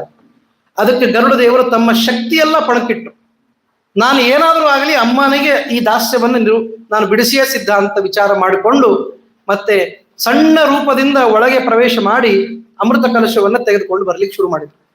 ಅವಾಗ ಯುದ್ಧ ಆಯಿತು. ಆ ದೇವತೆಗಳನ್ನ ಕಾಯ್ಲಿಕ್ಕಿದ್ದ ದೇವತೆಗಳು ಯುದ್ಧ ಮಾಡಿದ್ರು. ಕೊನೆಗೆ ಇಂದ್ರ ದೇವರೇ ಬಂದು ಯುದ್ಧ ಮಾಡ್ತಾರೆ. ಆದ್ರೆ ಯೋಗ್ಯತೆ ಬಹಳ ದೊಡ್ಡದು ಗರುಡನದು. ಹೀಗಾಗಿ ಇಂದ್ರ ದೇವರನ್ನು ಅವರು ತಡೆ ಹಿಡಿದು ಅವಾಗ ಇಂದ್ರ ದೇವರು ವಿಜ್ಞಾಪನೆ ಮಾಡ್ತಾರೆ, ಈ ಕೆಲಸ ನೀನು ಮಾಡೋದಲ್ಲ. ಯಾಕೆ ಅಂತಂದ್ರೆ ನಾಗರಿಗೆ ಅಮೃತವನ್ನೆಲ್ಲ ಕುಡಿಸುವ ಇದು ಇಲ್ಲ, ದೇವರ ಇಚ್ಛೆ ಇಲ್ಲ. ಆದ್ದರಿಂದ ನಾವು ಬೇಕಾದ್ರೆ ಒಂದು ಒಂದು ಒಪ್ಪಂದ ಮಾಡ್ಕೊಳ್ಳೋಣ. ಏನು ಅಂದ್ರೆ, ನೀನು ಅಮೃತ ಕಲಶವನ್ನು ತೆಗೆದು ಹೋಲಿಕ್ಕೆ ಕೊಡ್ತೀನಿ ನಾನು, ಆದರೆ ಅದನ್ನ ನೀನು ತಕ್ಷಣ ಅವ್ರಿಗೆ ಕೊಡೋ ಹಂಗಿಲ್ಲ. ಅವರು ಎಲ್ಲರನ್ನೂ ನೀವು ಕಳಿಸ್ಬೇಕು, ದಾರಿ ಅವರು ಸ್ನಾನ ಮಾಡ್ಲಿಕ್ಕೆ ಅಂತ ಹೋಗ್ಬೇಕು, ನಾನು ಮತ್ತೆ ಅಪಹಾರ ಮಾಡ್ಕೊಂಡು ಬಂದು ಬಿಡ್ತೀನಿ. ಹಾಗೆ ಅಮೃತ ಕಲಶವನ್ನು ತಗೊಂಡು ಬರ್ತಾನೆ, ಬಂದು ನಾಗರಿಗೆ ಒಪ್ಪಿಸ್ತಾರೆ. ಅಲ್ಲಿ ಒಂದು ದರ್ಬೆಯನ್ನು ಹಾಸಿ ಆ ದರ್ಬೆಯ ಮೇಲೆ ಅಮೃತ ಕಲಶವನ್ನು ಇಟ್ಟು ನೀವು ಸ್ನಾನ ಮಾಡಿ ಬಂದು ಅದನ್ನು ಮುಟ್ಟಬೇಕು ಅಂತ ಹೇಳ್ತಾರೆ. ಅಷ್ಟೇ ಅಲ್ಲ, ಈ ಕ್ಷಣಕ್ಕೆ ಅಮೃತವನ್ನು ಕೊಟ್ಟಿದ್ದೀನಿ, ದಾಸ್ಯ ಮುಕ್ತಿ ಆಯಿತು ಅಂತ ನೀವೆಲ್ಲ ಹೇಳ್ಬೇಕು, ಜೋರಾಗಿ ಉದ್ಘೋಷ ಮಾಡ್ಬೇಕು. ಆಯ್ತು, ದಾಸ್ಯ ಮುಕ್ತಿ ಆಯ್ತು, ಎಲ್ಲ ಮತ್ತೆ ಬ್ಯಾಲೆನ್ಸ್ ಅಕೌಂಟ್ ಕ್ಲಿಯರ್, ಚುಕ್ತ ಆಯ್ತು ಅಂತ ಹೇಳ್ಬಿಟ್ಟು ಇವತ್ತಿನಿಂದ ಮತ್ತೆ ವಿನತಾದೇವಿಗೆ ದಾಸ್ಯ ಇಲ್ಲ ಅಂತ ಆದ್ಮೇಲೆ ಆ ಕಡೆ ಅವರು ಸ್ನಾನ ಮಾಡಿ ಬರ್ತಾ ಇದ್ದಾರೆ. ಅಷ್ಟರೊಳಗೆ ಇಂದ್ರ ದೇವರು ಮತ್ತೆ ತೆಗೆದುಕೊಂಡು ಹೊರಟೋಗ್ಬಿಟ್ರು. ಆವಾಗ ಇವರಿಗಿಲ್ಲ ಅಂತ ಆಗ್ಬಿಡ್ತು. ನಾಗರು ಇನ್ನೇನಾದ್ರೂ ಒಂದು 4 ಹನಿ ಬಿದ್ದಿರ್ಬೇಕೇನೋ ಅಂತ ಆ ಇದನ್ನ ದರ್ಬೆಯನ್ನೆಲ್ಲ ನೆಕ್ಲಿಕ್ಕೆ ಶುರು ಮಾಡಿದ್ರು. ಅದರಿಂದ ಅವರಿಗೆ 2 ನಾಲಿಗೆ ಆಯ್ತು ಅಂತ ಹೇಳ್ತಾರೆ. ದ್ವಿಜಿಹ್ವಾ ಅಂತ ಕರೀತಾರೆ. ದ್ವಿಜಿಹ್ವಾ ನಚ ಸರ್ಪಿಣಿ ಅಂತ ಹೇಳುವಾಗ ನಾಲಿಗೆ 2 ಇದೆ ಅಂತ. ಹೀಗಾಗಿ ಆ ಕಾರಣಕ್ಕಾಗಿ ಅವರಿಗಾಯ್ತು. ಅಂತೂ ತಾಯಿಯ ದಾಸ್ಯಕ್ಕಾಗಿ ಹೊಡೆದಾಟ ಮಾಡಿದ ಒಬ್ಬ ಗರುಡ ಅಂತಹ ಮಗ ಇದ್ರೆ ಸುಪುತ್ರವಂತಹ ಅಂತ ಹೇಳ್ಬೋದು. ಅಂತಹ ಮಕ್ಕಳಾಗಲಿ ಅಂತ ಏನೋ ಮನಸ್ಸಿನೊಳಗೆ ಇಟ್ಕೊಂಡಿರ್ಬೇಕು. ಅಂತಹ ಮಗನೇ ಹುಟ್ಟುತ್ತಾನೆ ಮುಂದೆ ಅವರಿಗೆ. ಆದ್ದರಿಂದ ಇಂತಹ ಮಕ್ಕಳು ಹುಟ್ಟಬೇಕು ಅಂತ ಎಷ್ಟು ಹೇಳಿದ್ರು ಕಡಿಮೆ ಸುಪುತ್ರವಂತಹ ಅನ್ನುವಲ್ಲಿ. ರಾಮದೇವರು ಮತ್ತೆ ಕೈಕೇಯಿ ಹತ್ರ ಬಂದ್ರು. ರಾಮದೇವರು ಹೊರಗೆ ಹೋಗಿದ್ರು. ಕೈಕೇಯಿ ತನ್ನ ಅಪೇಕ್ಷೆಯನ್ನು ಹೇಳಿದ್ರು, ಇನ್ನೇನು ಮಾರನೇ ದಿವಸ ಪಟ್ಟಾಭಿಷೇಕ ಆಗ್ಬೇಕು. ಪಟ್ಟಾಭಿಷೇಕಕ್ಕೆಲ್ಲ ಸಿದ್ಧತೆ ಮಾಡಿಕೊಂಡಿದ್ದಾರೆ. ಇವಳಿಗೆ ಹಳೇದ್ ನೆನಪಾಯ್ತು ಕೈಕೇಯಿಗೆ. ದಶರಥನಿಗೆ ಯುದ್ಧದಲ್ಲಿ ಅನುಕೂಲ ಮಾಡಿ ಕೊಟ್ಟಿದ್ದಕ್ಕೆ ಅವನಿಗೆ ಹೊರ ಕೊಟ್ಟಿದ್ದ, ಯಾವಾಗ ಬೇಕೋ ಅವಾಗ ಅದನ್ನು ಉಪಯೋಗ ಮಾಡುವಂತ. ಸರಿಯಾಗಿ ಉಪಯೋಗ ಮಾಡಿಬಿಟ್ಟು ನಿಮಗೆಲ್ಲ ಗೊತ್ತಿದ್ದ ಕಥೆ. ಆವಾಗ ಒಂದು ಕ್ಷಣ ಕೈಕೇಯಿ ಹೇಳಿದ ಮಾತು, ರಾಮನನ್ನ ವನವಾಸ ಕಳಿಸಬೇಕು, ಭರತನಿಗೆ ಪಟ್ಟಾಭಿಷೇಕ ಮಾಡಬೇಕು ಅಂತ ಕೇಳಿದ ಮಾತಿಗೆ ಮೂರ್ಛೆ ಬಂದು ಬಿದ್ದ ದಶರಥ ಅಂತ. ಬೇರೆ ರಾಮಾಯಣದ ಬಿಟ್ಟು ಬೇರೆ ಕಥೆಯಲ್ಲಿ ಹೇಳ್ತಾರೆ. ಅಲ್ಲಿ ಏನಾಯ್ತು, ಮೂರ್ಛೆ ಬಂದು ಬಿದ್ದಾಗ ರಾಮದೇವರು ಅಷ್ಟೊತ್ತಿಗೆ ಬರ್ತಾರೆ. ಬಂದಾಗ ಕೇಳ್ತಾರೆ, ಏನಿದು ಮನೆಯೊಳಗೆ ಇಷ್ಟು ಶೋಕಮಯವಾಗಿದೆ, ಯಾಕೆ ಹೀಗೆ ನಮ್ಮಪ್ಪ ಬಿದ್ದಿದ್ದಾನೆ ಮೂರ್ಛೆ ಹೋಗಿ, ಏನಂತ ಕಷ್ಟ ಬಂತು ಅಂತೆಲ್ಲ ಕೇಳಿದಾಗ ಅಲ್ಲಿದ್ದ ಜನ ಎಲ್ಲ ಅವಳ ಅಪೇಕ್ಷೆಯನ್ನ ತಿಳಿಸ್ತಾರೆ. ಅವಾಗ ರಾಮದೇವರು ಒಂದು ಮಾತು ಹೇಳ್ತಾರೆ. ಅವರಂತಾರೆ, ತಂದೆಗೆ ಮಕ್ಕಳು ಇಷ್ಟು ಮಾಡದೇ ಇದ್ರೆ ಮಕ್ಕಳು ಅಂತ ಹೆಂಗಂತಾರ ಅವರಿಗೆ ಅಂತ ಅಂದು ಬಿಡ್ತಾರೆ. ಮಕ್ಕಳು ಏನ್ ಬೇಕಾದ್ರೂ ಮಾಡ್ಬೇಕು ತಂದೆ ತಾಯಿಗಳಿಗೆ, ಭೀತೋ ಭೂಭರತಃ ಕಿಮಂಬ ಭರತಃ ಕಿಂ ವಾ ವನಾತ್ ಪಾವನಾತ್ ತ್ರಸ್ತೋಹಂ ಸಗರಾನ್ವವಾಯ ಕಪುದಃ ತಾತಃ ಕುತಃ ಶೋಚತಿ. ಏನು ನಾನು ಬಿಟ್ಟು ಹೋದರೆ ಭರತನಿಗೆ ರಾಜ್ಯವನ್ನು ಆಳ್ಲಿಕ್ಕೆ ಶಕ್ತಿ ಇಲ್ಲೇನೋ? ಶಕ್ತಿ ಇದೆ. ನನಗೆ ಇದು ಯಾವುದದು ಅರಣ್ಯದಲ್ಲಿ ನನ್ನನ್ನು ನಾನು ರಕ್ಷಣೆ ಮಾಡಿಕೊಳ್ಳಿಕ್ಕೆ ಶಕ್ತಿ ಇಲ್ಲೇನೋ? ಶಕ್ತಿ ಇದೆ. ಇಷ್ಟೆಲ್ಲ ಇದ್ದಾಗ ಈ ಸಗರನ ವಂಶಕ್ಕೆ ಕಲಶಪ್ರಾಯರಾಗಿ ಇರುವಂತಹ ನಮ್ಮ ದಶರಥ ರಾಜರು ಯಾಕೆ ಹೆದರ್ತಾ ಇದ್ದಾರೆ? ದಿವ್ಯಾಯ ಸರಿತೋ ನಿವಾಪಕರಣಾತ್ ಲಘ್ವೀಂ ಪ್ರತಿಜ್ಞಾಮಿಮಾಂ ಆವಾಭ್ಯಾಂ ಅಭಿಪೂರಯಿಷ್ಯತಿ ನ ಚೇತ್ ಪುತ್ರೀ ಕಥಂ ಸ್ಯಾದಯಂ. ಅದಕ್ಕೆ ಹೇಳ್ತಾರೆ, ಇಷ್ಟು ಸರಳವಾದ ಏನು ಗಂಗಾ ನದಿಗೆ ಹೋಗಿ ನೀರು ತಂದು ಮತ್ತೆ ಅಭಿಷೇಕ ಮಾಡುವ ಕೆಲಸಕ್ಕಿಂತ ಸರಳ ಏನಂದ್ರೆ ವನಕ್ಕೆ ಹೋಗಿಬಿಡೋದು. ಸ್ವಲ್ಪ ದಿವಸ ವನವಿಹಾರ ಮಾಡಿ ವನಾಯ ರಾಮೋ ವವರಾಜ ಜಗತಾಂ ಅವನಾಯಚ, ಜಗತ್ತಿಗೆ ಬಂದ ವಿಪತ್ತನ್ನ ಪರಿಹಾರ ಮಾಡೋದು, ವಾಪಸ್ ಬರೋದು. ಇಷ್ಟೇ ಅಲ್ಲ, 14 ವರ್ಷ ಇರೋದಲ್ಲ. ಇದನ್ನ ಮಾಡದೆ ಹೋದ್ರೆ, ತಂದೆ ಅಪೇಕ್ಷೆ ಪಟ್ಟ ಒಂದು ಕೆಲಸ ಮಾಡದೇ ಇದ್ರೆ ನಾನು ಅವನು ತಂದೆ ಅಂತ ಹೆಂಗಾಗ್ತಾನೆ, ನಾನು ಮಗ ಅಂತ ಹೆಂಗಾಗ್ತೇನೆ? ಅದಕ್ಕೆ ಹೇಳ್ತಾರೆ ಪುತ್ರೀ ಕಥಂ ಸ್ಯಾವಯಂ. ಅವನಿಗೆ ಪುತ್ರವಂತ ಅಂತ ಯಾರು ಕರಿಬೇಕು? ಅದಕ್ಕೆ ಅರ್ಥ ಏನ್ ಗೊತ್ತೇನು? ತಂದೆ ಆದವನು ನಾನು ತಂದೆ ಅಂತ ಯಾವಾಗ ಹೇಳ್ಕೊಳ್ಬಹುದು ಅಂದ್ರೆ ಅವನ ಮಕ್ಕಳು ಅವನ ಮಾತು ಕೇಳ್ತಾ ಇದ್ರೆ ಹೇಳ್ಬೋದು, ಇಲ್ಲ ಅಂದ್ರೆ ಅವನ ತಂದೆನೇ ಅಲ್ಲ ಅಂತ ಹೇಳ್ಬೇಕು. ಈ ಮಾತಿನ ಸಂದೇಶ. ಅದಕ್ಕೆ ಹೇಳ್ತಾರೆ ಜೀವತೋ ವಾಕ್ಯಕರಣ. ಜೀವಂತವಾಗಿದ್ದಾಗ ತಂದೆ ತಾಯಿಗಳ ಮಾತು ನಡೆಸ್ಬೇಕು, ಪ್ರತಿ ವರ್ಷ ಶ್ರಾದ್ದಾದಿಗಳನ್ನು ಮಾಡಬೇಕು, ಜೀವನದೊಳಗೆ ಒಂದು ಬಾರಿ ಗಯಾದೊಳಗೆ ಪಿಂಡ ಪ್ರದಾನ ಮಾಡಬೇಕು. ಇಷ್ಟು ಮಾಡದೇ ಇದ್ರೆ ಅವನು ಮಗನೇ ಅಲ್ಲ ಅಂತ ಹೇಳ್ತಾರೆ. ಹೀಗಾಗಿ ಈ ಎಲ್ಲ ಶಾಸ್ತ್ರವನ್ನು ತಲೆಯಲ್ಲಿ ಇಟ್ಟುಕೊಂಡು ಈ ಮಾತು ಹೇಳಿರಬಹುದು ಅಂತ ಅನಿಸ್ತದೆ. ಸುಪುತ್ರವಂತ ಖಲು ಭಾಗ್ಯವಂತಹ ಹ್ಯಪುತ್ರವಂತ ಖಲು ಭಾಗ್ಯಹೀನಾ. ಆದ್ದರಿಂದ ಅಂತಹ ಸುಪುತ್ರನನ್ನು ಹೇಗೆ ಪಡಿಬೇಕು ಅಂತೆಲ್ಲ ಕೇಳಿದಾಗ ಇಷ್ಟೊತ್ತು ಹೇಳಿದ್ದಕ್ಕೆ ಈಗ ಬಹಳ ಮಾತಾಡಿರ್ತಾರೆ, ಬಹಳ ಹೇಳ್ಕೊಂಡಿರ್ತಾರೆ. ಒಂದೇ ಮಾತು ಉತ್ತರ ಕೊಟ್ರೆ ಹೆಂಗ ಅನಿಸ್ಬೇಕು? ಅದಕ್ಕೆ ಗುರುಗಳು ಅರ್ಥಾತ್ ಬೃಹಸ್ಪತಿ ಹೇಳ್ತಾರೆ, ಯಜ್ಞಂ ಕುರು ನೃಪಶ್ರೇಷ್ಠ ಪುತ್ರಸ್ತೇನ ಭವಿಷ್ಯತಿ. ಕ್ಲೋಸ್. ಒಂದೇ ಮಾತನ್ನ ಮುಗಿಸ್ಬಿಟ್ರು. ಯಜ್ಞ ಮಾಡು, ನಿನಗೆ ಮಕ್ಕಳಾಗ್ತಾರೆ. ಎಲ್ಲ ಮಾಡೀನಿ ಅಂತಂದೆಲ್ಲ ಈಗ ಒಂದು ಯಜ್ಞ ಮಾಡು. ಪುತ್ರ ಕಾಮೇಷ್ಟಿ ಹೆಂಗೆ ದಶರಥ ಮಾಡಿದ್ನೋ ಹಾಗೆ ನೀನು ಒಂದು ಯಜ್ಞ ಮಾಡು, ನಿನಗೆ ಪುತ್ರ ಮಗ ಹುಟ್ಟುತ್ತಾನೆ ನೋಡು ಅಂತಂದ. ಆಗ್ಲಿ ಅಂತೇಳಿ ಆ ಮಾತನ್ನ ಶಿರಸ ವಹಿಸಿ ಯಜ್ಞಾಯ ಶೋಧಯದ್ಧರಾಮ್. ಯಜ್ಞಕ್ಕಾಗಿ ಇದನ್ನ ಭೂಮಿಯನ್ನ ಶೋಧನ ಮಾಡಿ ಶುದ್ಧ ಮಾಡಬೇಕು. ಯಜ್ಞ ವೇದಿಕೆ ಅಂತ ಮಾಡ್ತಾರೆ. ಅದನ್ನ ಮಾಡುವಾಗ ಭೂಮಿ ಶೋಧನ ಅಂತ ಮಾಡ್ತಾರೆ. ಮಾಡಿ ಸ್ವರ್ಣ ಲಾಂಗಲ ಸಂಘೈಶ್ಚ ದ್ವಿಜಮಂದ್ರ ಗಣೈಸ್ತಥಾ ಶೋಧ್ಯಮಾನೇ ಧರಾಪೃಷ್ಠೆ ತತ್ರ ಪದ್ಮಂ ದದರ್ಶ ಸಹ. ಒಳ್ಳೆಯ ನೇಗಿಲು. ಎಂಥ ನೇಗಿಲು ಅಂದ್ರೆ ಅದು ಬಂಗಾರದ ನೇಗಿಲು. ಬಂಗಾರದ ನೇಗಿಲಿನಿಂದ ಒಳ್ಳೆಯ ಮಂತ್ರಗಳಿಂದ, ಸುಮ್ಮನೆ ಅದು ಅಗಿಯೋದಲ್ಲ, ಕೃಷಿಕರು ಮಾಡುವಂತೆ ಅಗಿಯೋದಲ್ಲ, ಮಂತ್ರ ಇದೆ ಅದು. ಆ ಮಂತ್ರ ಸಹಿತವಾದ ಭೂಮಿ ಶೋಧನದಿಂದ ಮಾಡ್ತಾ ಇರುವಾಗ ಒಂದು ಪದ್ಮ ಸಿಗ್ತದೆ. ಎಂಥ ಪದ್ಮ ಅಂತಂದ್ರೆ ಸಹಸ್ರ ಪದ್ಮಂ. 1000 ದಳ ಇರುವಂತಹ ಪದ್ಮ ನಾವು ನೋಡಿರ್ಲಿಕ್ಕೆ ಶಕ್ಯ ಇಲ್ಲ. 1000 ದಳ ಇರುವ ಪದ್ಮ, ಅಷ್ಟದಳದ ಪದ್ಮ ನೋಡೋದೇ ದೊಡ್ಡದು. 1000 ದಳದ ಪದ್ಮ, ಅದರೊಳಗಡೆ ಒಂದು ಸಣ್ಣ ಕೂಸು. ಅದ್ಭುತ. ದೇವರ ಸೃಷ್ಟಿ ಎಂತಹದ್ದು. ಜನಕ ರಾಜನಿಗೆ ಸೀತೆ ಸಿಕ್ಕಂತೆ ಮತ್ತೆ ಆಕಾಶ ರಾಜನಿಗೆ ಇಲ್ಲಿ ಕನ್ಯಾ ಸಿಕ್ಕಿದ್ದಾಳೆ. ಕನ್ಯಾ ಅಂಚ ಪತ್ರೇಶು ರಮಾಕೃತಿಂ ಶುಭಾಂ ದೃಷ್ಟ್ವಾ ಚ ಸಂತುಷ್ಟ ಮನಾಭ ಭಾಷೆ ದೇವೇನ ದತ್ವಾ ತ್ವಿಯಮಿಂದಿರಾಭ ಕನ್ಯಾಕುಮಾರಿ ಕಮಲಾಭ ನೇತ್ರಿ. ನೋಡ್ಲಿಕ್ಕೆ ಎಷ್ಟು ಚೆನ್ನಾಗಿದ್ದಾಳೆ ಕೂಸು, ಎಷ್ಟು ಸುಂದರಳಾದ ಕೂಸು, ಮತ್ತೆ ರಮಾ ಸದೃಶಳಾದ ಕೂಸು. ಸತ್ಯನೂ ಹೌದು. ರಮಾ ಸಾದೃಶ್ಯ ಇಲ್ಲದೆ ಪರಮಾತ್ಮ ಮದುವೆ ಆಗ್ತಾನೇನು ಯಾರನ್ನರು? ಸುಮ್ಮನೆ. ಹೀಗಾಗಿ ರಮಾದೇವಿಯ ವಿಶೇಷ ಸಾದೃಶ್ಯ ಇರುವ ದೈವೇನ ದತ್ತಾತು ಇಯಂ ಇಂದಿರಾಭ. ಇಂದಿರಾದೇವಿಯ ಸಾದೃಶ್ಯವುಳ್ಳ ದೈವದತ್ತಳಾದ ಈ ಕೂಸನ್ನ ತೆಗೆದುಕೊಂಡು ತನ್ನ ಹೆಂಡತಿ ಹತ್ರ ಓಡಿ ಬರ್ತಾನೆ.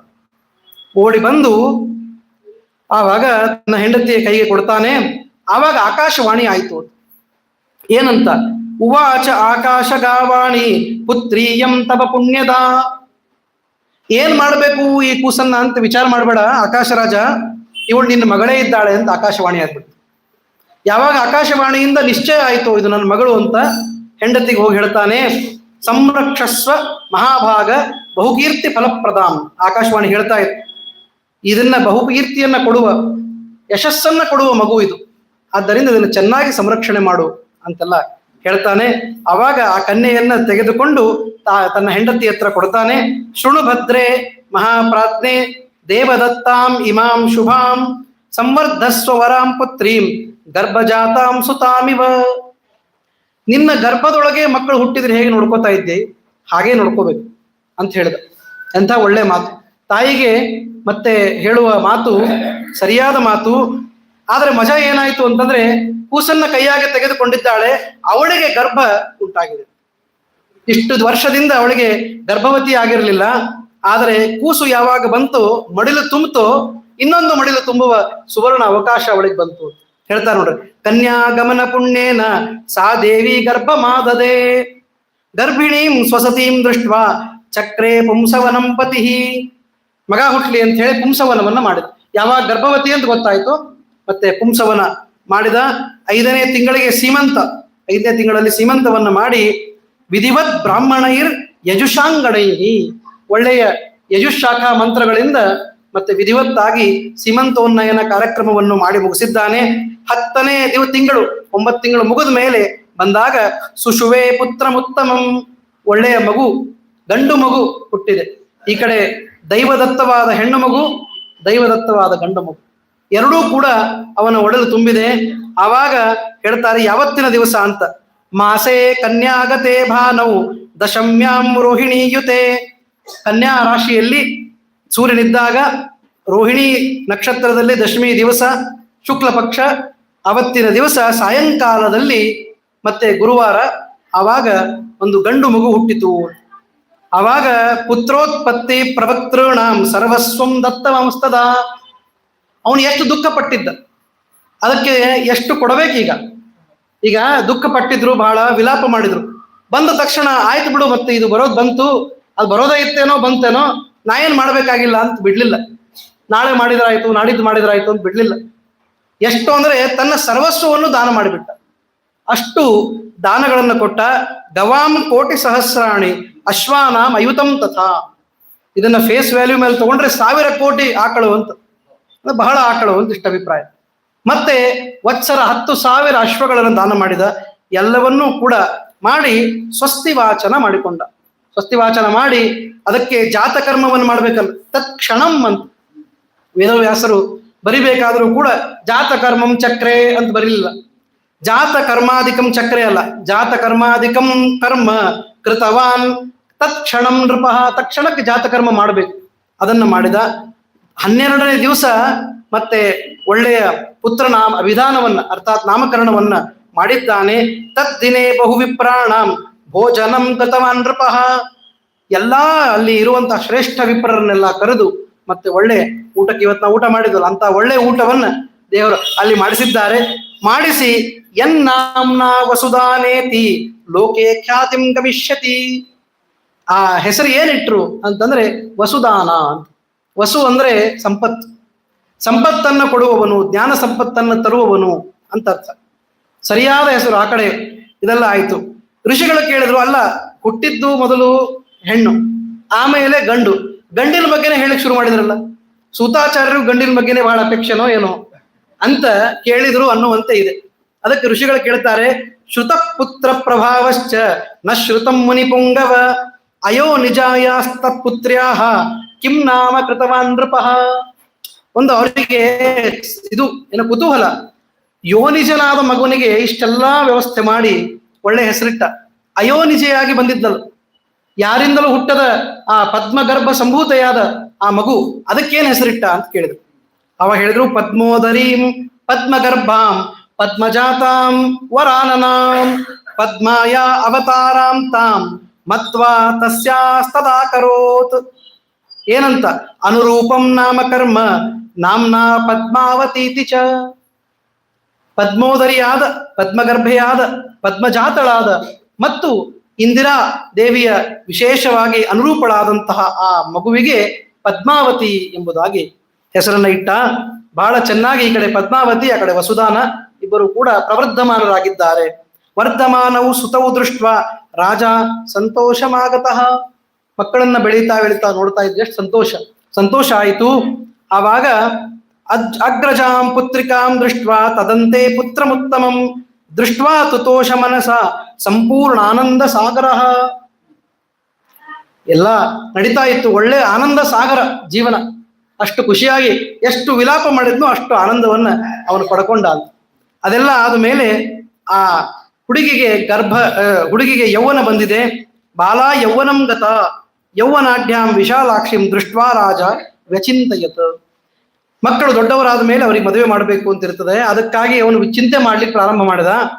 ಅದಕ್ಕಾಗಿ ಆ ಕಡೆ ಚಿಂತೆ ಒಂದು ಕಡೆ, ಆದ್ರೆ ನೆನಪು ಮಾಡಿಕೊಟ್ರು, ಚಿಂತೆ ಆಮೇಲೆ ಮಾಡಪ್ಪ, ಮೊದಲು ಮಗನಿಗೆ ಮುಂಜೆ ಮಾಡು, ಅದು ಸಕಾಲಕ್ಕಾಗಬೇಕು. ಮೊದಲೆಲ್ಲ ಅಂದಿದ್ದೆಲ್ಲ ನೀನು, ಅದು ಮಾಡ್ತೀನಿ ಇದು ಮಾಡ್ತೀನಿ ಅಂತೆಲ್ಲ ಎಲ್ಲ ಮಾಡು ಅಂತ ಹೇಳಿದ್ರು.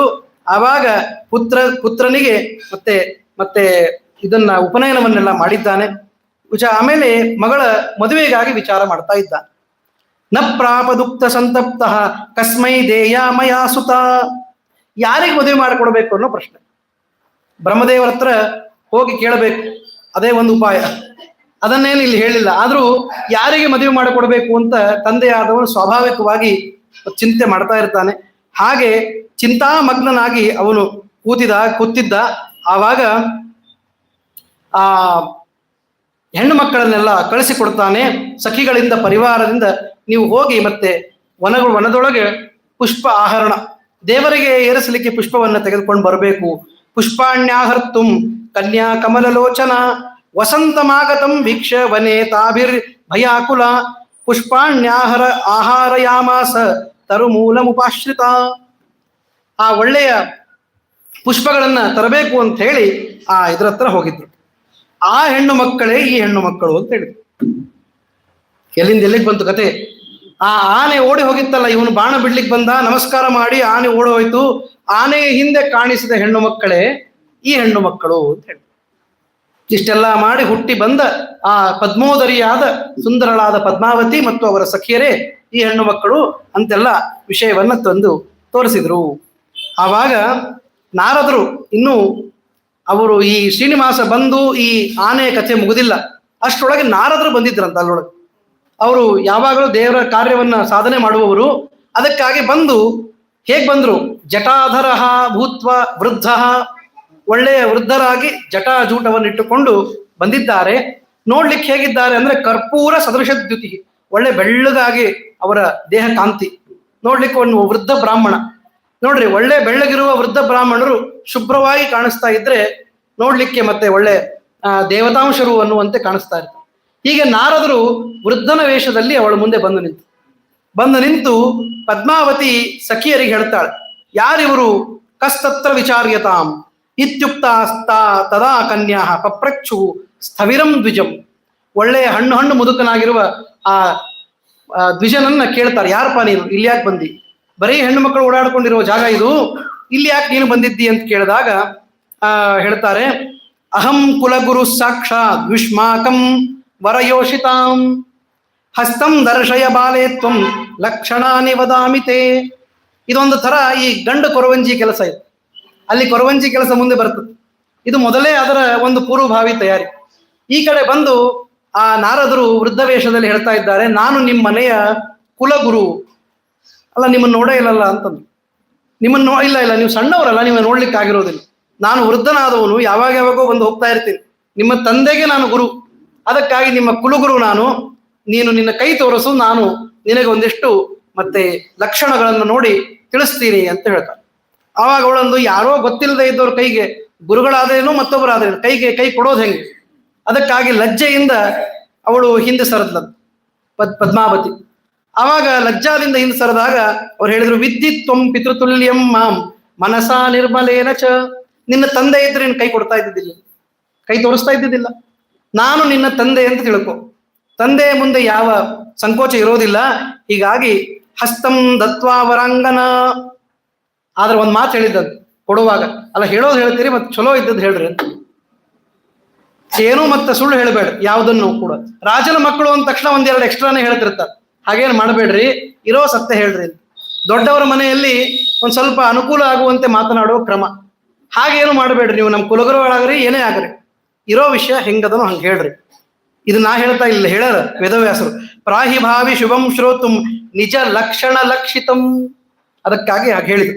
ಆವಾಗ ಪದ್ಮಾವತಿ ಮತ್ತೆ ಸತ್ಯಂ ವದ ಮಹಾಪ್ರಾಜ್ಞ ಲಕ್ಷಣಾನಿ ವಿಲೋಕ್ಯಮೇ ಅಂದಾಗ ನಾರದರು ಒಂದ್ ಮಾತು ಹೇಳ್ತಾರೆ. ಹೆಚ್ಚೇನು ಹೇಳೋದಿಲ್ಲ, ನಿನ್ ಕೈ ನೋಡಿದ್ರೆ ಕೈಯೊಳಗೆ ಏನಿಲ್ಲ ಇಲ್ಲ, ಇರೋದೆಲ್ಲ ಏನು ಬ್ರಹ್ಮಾಂಡದ ರೇಖೆಗಳೇ ಎಲ್ಲ. ಹೌದಾ? ಅದಕ್ಕಾಗಿ ಒಂದೇ ಮಾತು, ಪತಿರ್ಭವತಿ ಧರ್ಮಜ್ಞೆ ತ್ರಿಲೋಕೇಶೋ ರಮಾಪತಿ ಪಾಣಿ ಪದ್ಮ ದಲೋಪೇತೌ ಪಾದೌತೆ ಸ್ವಸ್ತಿಕಾಯುತೌ. ಏನ್ ನಿನ್ನ ಸೌಂದರ್ಯ, ಏನ್ ವರ್ಣನೆ ಮಾಡೋದು?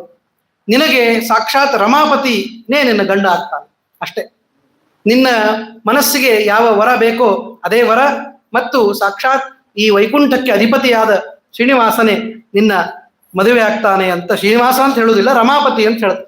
ರಮಾಪತಿ ನಿನ್ನ ಮದುವೆ ಆಗ್ತಾನೆ ಅಂತ ಹೇಳಿದಾಗ, ಮನ್ಮಥಾಕಾರವಾದ ಮನ್ಮಥನಿಂದ ವಿಶೇಷವಾಗಿ ಮಾಡಲ್ಪಟ್ಟ ನಿನ್ನ ಸೌಂದರ್ಯ, ಆ ಸೌಂದರ್ಯಕ್ಕೆ ಅದರ ನಿಜವಾದ ಪತಿ ಯಾರಿದ್ದಾನೋ ರಮಾಕಾಂತ, ಅವನೇ ನಿನ್ನ ಮದುವೆ ಆಗ್ತಾನೆ ಅಂತೆಲ್ಲ ಹೇಳಿ ಅನೇಕ ವರ್ಣನೆಯನ್ನೆಲ್ಲ ಮಾಡ್ತಾರೆ. ಅದನ್ನು ವಿಶೇಷವಾಗಿ ಹೇಳುವ ಕಾರಣವಿಲ್ಲ. ಆದ್ದರಿಂದ ಪೃಷ್ಟಂತೆ ಗಮನಂ ಕರಿರಾಜಸ್ಯ ಸದೃಶಂತೆ ವರಾನನೆ. ನೀನು ಹೋಗೋದು ನಡೆಯೋದೆಲ್ಲ ಒಂದು ಒಳ್ಳೆ ಗಾಂಭೀರ್ಯದ ನಡೆ. ಆದ್ದರಿಂದ ಪೂರ್ವಾರ್ಜಿತೇನ ಪುಣ್ಯೇನ ಲಭ್ಯತೆ ಸಕಲಂ ಶುಭೇ. ಇಷ್ಟೆಲ್ಲ ದೇಹ ಸೌಂದರ್ಯ, ಅಂಗ ಸೌಷ್ಠವ, ಮತ್ತೆ ಒಳ್ಳೆಯ ಸತ್ಕುಲದಲ್ಲಿ ಹುಟ್ಟುವ ಸೌಭಾಗ್ಯ, ಇದೆಲ್ಲ ಎದರಿಂದ ಬರ್ತದೆ? ಪೂರ್ವಾರ್ಜಿತವಾದ ಪುಣ್ಯ. ಅದಿಲ್ಲದೆ ಬರುವುದಿಲ್ಲ. ಹೀಗಾಗಿ ಪುಣ್ಯ ಇದ್ರೆ ಮಾತ್ರ ನಮಗೆ ಏನಾದರೂ ಲಭಿಸ್ಲಿಕ್ಕೆ ಸಾಧ್ಯ. ಹೀಗಾಗಿ ನಾವೆಲ್ಲ ಅಂದ್ಕೊಳ್ತೀವಿ, ಎಷ್ಟೋ ಪಾಪ ಕಷ್ಟದಲ್ಲಿ ಇರ್ತಾರೆ, ಎಂತೆಂಥ ವಿರೂಪವಾದ ಲಕ್ಷಣ ಇರ್ತದೆ, ಕಣ್ಣಿರೋದಿಲ್ಲ, ಕಾಲಿರೋದಿಲ್ಲ, ಇದ್ರೆ ಸರಿಯಾಗಿರೋದಿಲ್ಲ, ಎಷ್ಟೋ ಜನ ಕಷ್ಟಪಡ್ತಾ ಇರ್ತಾರೆ. ಅದೆಲ್ಲದರ ಮಧ್ಯೆ ನಮಗೆಲ್ಲಾ ಲಕ್ಷಣಗಳಿಂದ ನಮ್ಮ ದೇಹ ಚೆನ್ನಾಗಿದೆ, ಓಡಾಡಿಕೊಂಡು ಬೇಕಂದದ್ದನ್ನು ಮಾಡ್ತೀವಿ, ಬೇಕಂದದ್ದನ್ನ ತಿಂತೀವಿ, ಚಿಂತೆ ಮಾಡ್ತೀವಿ, ಚಿಂತನೆ ಮಾಡ್ತೀವಿ. ಇಷ್ಟೆಲ್ಲ ಸ್ವಾತಂತ್ರ್ಯ ದೇವರು ಕೊಟ್ಟಿದ್ದಾನಲ್ಲ, ಇದಕ್ಕೆ ಕಾರಣ ನಮ್ಮ ಹಿರಿಯರು ಮಾಡಿದ ಪುಣ್ಯ. ಪೂರ್ವಾರ್ಜಿತವಾದ ಪುಣ್ಯ ಅನ್ನೋ ಅರ್ಥ ಏನು? ನಾವಷ್ಟೇ ಮಾಡಿದ್ದಲ್ಲ, ನಮ್ಮ ಕುಲದಲ್ಲಿ ಮಾಡಿದ ಪುಣ್ಯ. ಇವರಲ್ಲಿ ಯಾರು ಹೇಳ್ರಿ? ಪಾಂಡವರ ದೌಹಿತ್ರರು ಇವರು. ಆದ್ದರಿಂದ ಪಾಂಡವರ ಪುಣ್ಯ ಎಂತ ದೊಡ್ಡದು, ಆ ದೌಹಿತ್ರ ಕುಲದ ರಾಜರ ಪುಣ್ಯ ಎಷ್ಟು ದೊಡ್ಡದು, ಸುವೀರ ಸುಧರ್ಮ ಆಕಾಶ ರಾಜ ಇವರೆಲ್ಲರ ಪುಣ್ಯ ಬಲ ಬಂದು ನಿನಗೆ ಒದಗಿದೆ ಅಂತ ನಾರದರು ಹೇಳ್ತಾ ಇದ್ದಾರೆ. ಅದಕ್ಕೆ ಕಾರಣಕ್ಕಾಗಿ ಇಷ್ಟು ಲಕ್ಷಣ ಭರಿತವಾಗಿ ಸಾಕ್ಷಾತ್ ಪರಮಾತ್ಮನೇ ನಿನ್ನ ಪತಿಯಾಗುವ ಸೌಭಾಗ್ಯವನ್ನು ಪಡೆದುಕೊಂಡು ಬಂದಿದ್ದೀ ನೀನು ಅಂತ ಹೇಳಿ, ಇತಿ ಸಂಭಾಷ್ಯ ತಾಂ ದೇವೀಂ ದೇವರ್ಷಿ ಪದ್ಮ ಸಂಭವಾಂ ಅಂತರ್ದದೆ ನಾರದಸ್ತು ಸರ್ವಾಸಾಂ ಪುರತೋ ಮನಿಹಿ. ಇಷ್ಟು ಹೇಳಿ ನಾರದರು ಅಲ್ಲಿಂದ ಹೊರಟು ಹೋದರು. ಅದಾದ ಮೇಲೆ ಸ್ತುತಿಂ ರಮಾಯ ಕಮಲೋದ್ಭವಾಯ ಋಷಿಶ್ಚ ಕೃತ್ವ ಕಮಲೋದ್ಭವಾತ್ಮಜ. ಪಾಪ ನಾರದರು ಹೋಗ್ತಾ ಹೋಗ್ತಾ ಮನಸ್ಸೊಳಗೆ ಚಿಂತನೆ ಮಾಡ್ತಾ ಇದ್ದ. ಮಹಾಲಕ್ಷ್ಮಿಯನ್ನು ಸ್ಮರಣೆ ಮಾಡಿದ್ರು, ಬ್ರಹ್ಮದೇವರ ಸ್ಮರಣೆ ಮಾಡಿದ್ರು, ತಮ್ಮ ತಂದೆ ಬ್ರಹ್ಮದೇವರು ಅವರ ಸ್ಮರಣೆ ಮಾಡಿದ್ರು, ಪರಮಾತ್ಮನ ಸ್ಮರಣೆ ಮಾಡಿದ್ರು. ನಿನ್ನ ಕೆಲಸಕ್ಕೆ ನನ್ನದೊಂದು ಸಣ್ಣ ಪುಷ್ಪ ಅರ್ಪಣೆ ಮಾಡಿದ್ದೀನಿ, ಕೃಷ್ಣಾರ್ಪಣ ಅಂತ ಹೇಳಿದ್ರು. ನಾವು ಮಾಡಿದ ಕೆಲಸಕ್ಕೆ ಅರ್ಪಣೆ ಎಷ್ಟು ಮಹತ್ವದ್ದು ಅನ್ಲಿಕ್ಕೆ ಇದೊಂದು ಶ್ಲೋಕ. ಅಲ್ಲಿ ಶಬ್ದ ಅರ್ಪಣೆ ಅಂತ ಬಳಸೋದಿಲ್ಲ, ಆದ್ರೆ ಹೇಳ್ತಾರೆ ಸ್ತುತಿಂ ರಮಾಯಾಹ ಋಷಿಶ್ಚ ಕೃತ್ವ ಕಮಲೋದ್ಭವಾತ್ಮಜ. ಯಾಕೆ ಮಾಡಿದ್ರು ಸ್ತೋತ್ರ ಅಂದ್ರೆ ಸಮರ್ಪಣೆ ಅಂತ. ನಾವು ಸಣ್ಣ ಕೆಲಸನೇ ಮಾಡ್ಲಿ, ಅಳಿಲಿನ ಸೇವೆ ಮಾಡಿದ್ರು ಕೂಡ ಅಳಿಲಿನ ಸೇವೆ ಅಂತ ರಾಮ ಸ್ವೀಕಾರ ಮಾಡಿದ ಅಂತ ಕಥೆ ಬರ್ತದೆ. ಹಾಗೆ ನಮ್ಮ ಸೇವೆಯನ್ನು ನಾವು ಪರಮಾತ್ಮನಿಗೆ ಮಾಡ್ತಾ ಇರ್ಬೇಕು, ಎಷ್ಟೇ ದೊಡ್ಡದಿರ್ಲಿ ಸಣ್ಣದಿರ್ಲಿ. ಸ್ವಲ್ಪಮಪ್ಯಸ್ಯ ಧರ್ಮಸ್ಯ ತ್ರಾಯತೆ ಮಹತೋ ಭಯಾತ್ ವ್ಯವಸಾಯಾತ್ಮಿಕ ಬುದ್ಧಿ ಏಕೇಹ ಕುರುನಂದನ. ಕೃಷ್ಣ ಹೇಳ್ತಾನೆ ಭಗವದ್ಗೀತೆಯೊಳಗೆ, ಸ್ವಲ್ಪ ಆದ್ರೂ ಮಾಡ್ರಿ, ಅಷ್ಟೇ ನಿಮ್ಮ ಪುಣ್ಯದ ಎಷ್ಟೋ ದೊಡ್ಡದಾಗ್ತದೆ ಅಂತ ಹೇಳಿ. ಹಾಗಾಗಿ ಅಷ್ಟನ್ನ ಮಾಡಿ ನಾರಾಯಣಸ್ಯೇಹ ಮನೋಹರಂ ಶುಭಂ ಇತಿ ಶ್ರೀ ಭವಿಷ್ಯೋತ್ತರ ಪುರಾಣೆ ವೈಕುಂಠಗಿರಿ ಮಹಾತ್ಮೆ ಮೃಗಯಾ ವಿಹಾರೋದ್ಯುಕ್ತ ಶ್ರೀನಿವಾಸ ಅಲಂಕಾರಾದಿ ವರ್ಣನಂ ನಾರದ ದರ್ಶನಂ ನಾಮ ಷಷ್ಠೋಧ್ಯಾಯ. ಹೀಗೆ 6ನೇ ಅಧ್ಯಾಯವನ್ನ ಮುಗಿಸ್ತಾ ಇದ್ದಾರೆ. ಸಪ್ತಮೋಧ್ಯಾಯ. ಸೂತ ಉವಾಚ ಕನ್ಯಾಯ ಜನನಂ ಪ್ರೋಕ್ತಂ ಕುಮಾರಸ್ಯಾಪಿ ದಯಿತತಃ. ಎಲ್ಲ ಹೇಳಿದ್ನಪ್ಪ, ಇನ್ ಮುಂದೆ ಅವರು ಋಷಿಗಳು ಅನ್ಬೇಕಲ್ಲ, ಅಲ್ಲ ಇಷ್ಟೆಲ್ಲ ಹೇಳಿದ್ರೆ ಮತ್ತಿನ್ನು ಕಲ್ಯಾಣದ ಕಥೆ ಹೇಳ್ರಿ ಅಂತ ಅವ್ರು ಹೇಳೋಕ್ಕಿಂತ ಮುಂಚೆನೆ ಅವರೇ ಹೇಳ್ತಾ ಇದ್ದಾರೆ. ವೈವಾಹಂ ಪುಣ್ಯವರ್ಧನಂ. ನಾನು ಹೇಳ್ತೀನಿ ನೋಡಪ್ಪ ಅಂತ. ಏನಾಯ್ತು? ಈ ರೀತಿಯಾಗಿ ಆ ಗರ್ಜನೆ ಮಾಡ್ತಾ ಇರುವ ಗಜರಾಜ ಸರಿತು. ನಾರದರು ಈಗಾಗಲೇ ಬಂದು ಹೋಗಿದ್ದಾರೆ. ಆ ಹೆಣ್ಣು ಮಕ್ಕಳು ಆ ಶ್ರೀನಿವಾಸನ ಕಣ್ಣಿಗೆ ಬಿದ್ದಿದ್ದಾರೆ. ಅಲ್ಲಿಗೆ ಬಂತು ಕತೆ. ಮತ್ತೆ ಬ್ಯಾಕ್ ಟು ಸ್ಟೋರಿ. ಅಲ್ಲಿಗೆ ಬಂದ ಮೇಲೆ ನಿಮಿಲ್ಯ ನೇತ್ರವರ್ತ್ಮಾನಿ ವ್ಯೂಹಂ ಕೃತ್ವ ವರಾಂಗನಾ ಪಶ್ಯಂತಿ ಚತರುಚ್ಛನ್ನ ಪುನರವಸ್ಥಿತಾ. ಈ ಸುಂದರನಾದ ಪುರುಷ ಇದ್ದಾನಲ್ಲ, ಒಳ್ಳೆ ಬಿಳಿ ಬಟ್ಟೆಯನ್ನ ಉಟ್ಟುಕೊಂಡು ಜರಿ ಶಾಲನ್ನು ಹೊತ್ತುಕೊಂಡು ತಲೆ ಮೇಲೆ ಪೇಟ ಇಟ್ಟುಕೊಂಡು ಬಂದಿದ್ದಾನೆ, ಧನುರ್ಬಾಣಗಳನ್ನು ಹಿಡ್ಕೊಂಡು.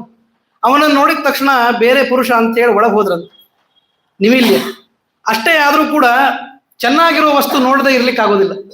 ನೋಡಿರ್ಬೇಕಾದ್ರೆ ಬಹಳ ಚಂದ ಇತ್ತು ಅಂದ್ರೆ ಎಷ್ಟೇ ಸಂಕೋಚ ಆದ್ರೂ ಮತ್ತೆ ತಿರುಗಿ ನೋಡ್ತೀವಿ ನಾವು. ಹಾಗೆ ಅವ್ರು ಮತ್ತೆ ಮತ್ತೆ ಬಗ್ಗೆ ನೋಡ್ತಾ ಇದ್ದಾರಂತೆ. ಅದನ್ನ ಬರೀತಾರೆ, ಪಶ್ಯಂತೀಚ ತರುಚ್ಛನ್ನಾಹ. ತರುಚ್ಛನ್ನ ಅಂದ್ರೆ ತರುವಿನ ಹಿಂದೆ ಅಡಗಿಕೊಂಡವರು ಅಂತ ಅರ್ಥ. ಅಷ್ಟು ಅಡಕೊಂಡ್ರು ಕೂಡ ಮತ್ತೆ ಮತ್ತೆ ನೋಡ್ತಾ ಇದ್ದಾರೆ ಶ್ರೀನಿವಾಸನ ಆ ಸೌಂದರ್ಯ. ಮಹಾಲಕ್ಷ್ಮಿ ದಿನ ನೋಡ್ತಾಳೆ, ಇನ್ನು ಬೇರೆಯವರು ಯಾರು? ಮಹಾಲಕ್ಷ್ಮಿಗೆ ಗೊತ್ತಾಗಿಲ್ಲ ಪರಮಾತ್ಮ ಎಷ್ಟು ಸುಂದರ ಇದ್ದಾನೆ ಅಂತ. ಇನ್ನು ಉಳಿದವರಿಗೆಲ್ಲ ಆಶ್ಚರ್ಯನೇ. ಆಶ್ಚರ್ಯವತ್ ಪಶ್ಯತಿ ಕಶ್ಚಿದೇ ನಮ್ಮಂತ. ಹಾಗಾಗಿ ಎಲ್ಲರೂ ನೋಡ್ತಾ ಇದ್ದಾರೆ. ನೋಡಿದಾಗ ಬಾಲಾರ್ಕ ಸದೃಶಾಕಾರಂ ರತ್ನಾಭರಣ ವಿಭೂಷಿತಂ ಪುರುಷೇಣ ಸಮಾಯುಕ್ತಂ ಮನ್ಮಥಾಕಾರ ತೇಜಸ. ಒಳ್ಳೆ ಉದಯಿಸುತ್ತಿರುವ ಸೂರ್ಯನ ಕಾಂತಿ, ಅದು 12 ಗಂಟೆಯ ಕಾಂತಿ ಅಲ್ಲ, ಬೆಳಗ್ಗೆ ಉದಯ ಕಾಲದ ಕಾಂತಿ. ಅಷ್ಟು ಚೆನ್ನಾಗಿ ಇರುವಂತಹ ಬಾಲಾರ್ಕ ಸದೃಶನಾದ ಆ ಪರಮಾತ್ಮನನ್ನು ನೋಡ್ತಾ ಇದ್ದಾರೆ.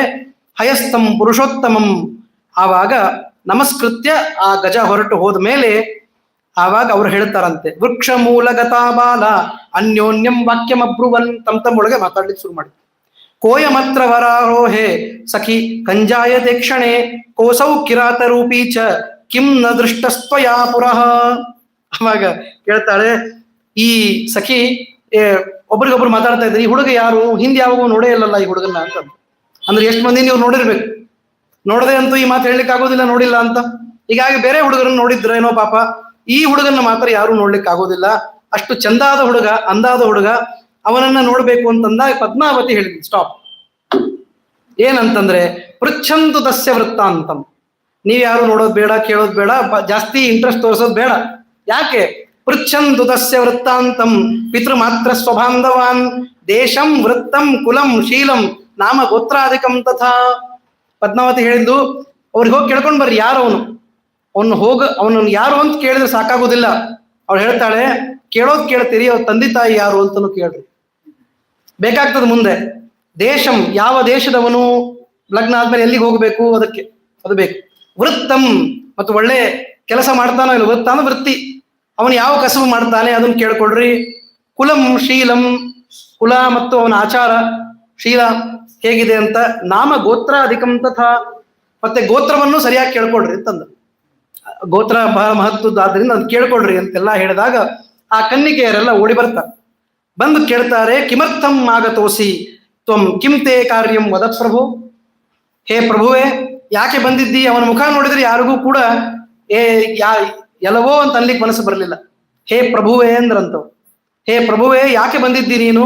ನಸಂತಿ ಪುರುಷ ಹ್ಯತ್ರ ಗಚ್ಚ ಗಚ್ಚೇತಿ ಜಬ್ರುವನ್. ಇಲ್ಲಿ ಯಾವ ಹುಡುಗರಿಲ್ಲ, ಹೋಗು, ಎಲ್ಲಾ ಹೆಣ್ಮಕ್ಳು ಇರೋದು, ಎಲ್ಲಾ ಹೆಣ್ಮಕ್ಳು ಇರೋ ಕಡೆ ನೀವು ಒಬ್ಬನ ಗಂಡಸಿರಬಾರ್ದು, ಹೋಗು ಅಂತ ಬೈದು ಬಿಟ್ಟು. ಆವಾಗ ಶ್ರೀನಿವಾಸ ಉವಾಚ, ಶ್ರೀನಿವಾಸ ಹೇಳ್ತಾನ ನೋಡ್ರಿ, ಅಸ್ತಿ ಕಾರ್ಯಂ ವರಾರೋಹ. ಗಂಡಸರು ಮತ್ತೆ ಏನೂ ಕೆಲಸ ಇಲ್ಲ, ಅದು ಎಲ್ಲೂ ಬರೋರಲ್ಲ, ನನಗೆ ಕೆಲಸ ಉಂಟು, ಅದಕ್ಕೆ ಬಂದಿದ್ದೀನಿ ನಾನು ಅಂತಂದ. ಏನು, ಯಾರ ಹತ್ರ ಕೆಲಸ ಹೇಳು ಅಂತಂದಾಗ ಕೇಳುವಾಗ ಹೇಳ್ತಾರೆ, ಕಿಂ ಕಾರ್ಯಂ ವದ ಶೀಘ್ರೇಣ ಎಸ್ತೆ ಮನಸ್ಸಿ ವರ್ತದೆ. ನಿನ್ನ ಮನಸ್ಸಿನೊಳಗೆ ಏನಿದೆ ಅದನ್ನು ಹೇಳು.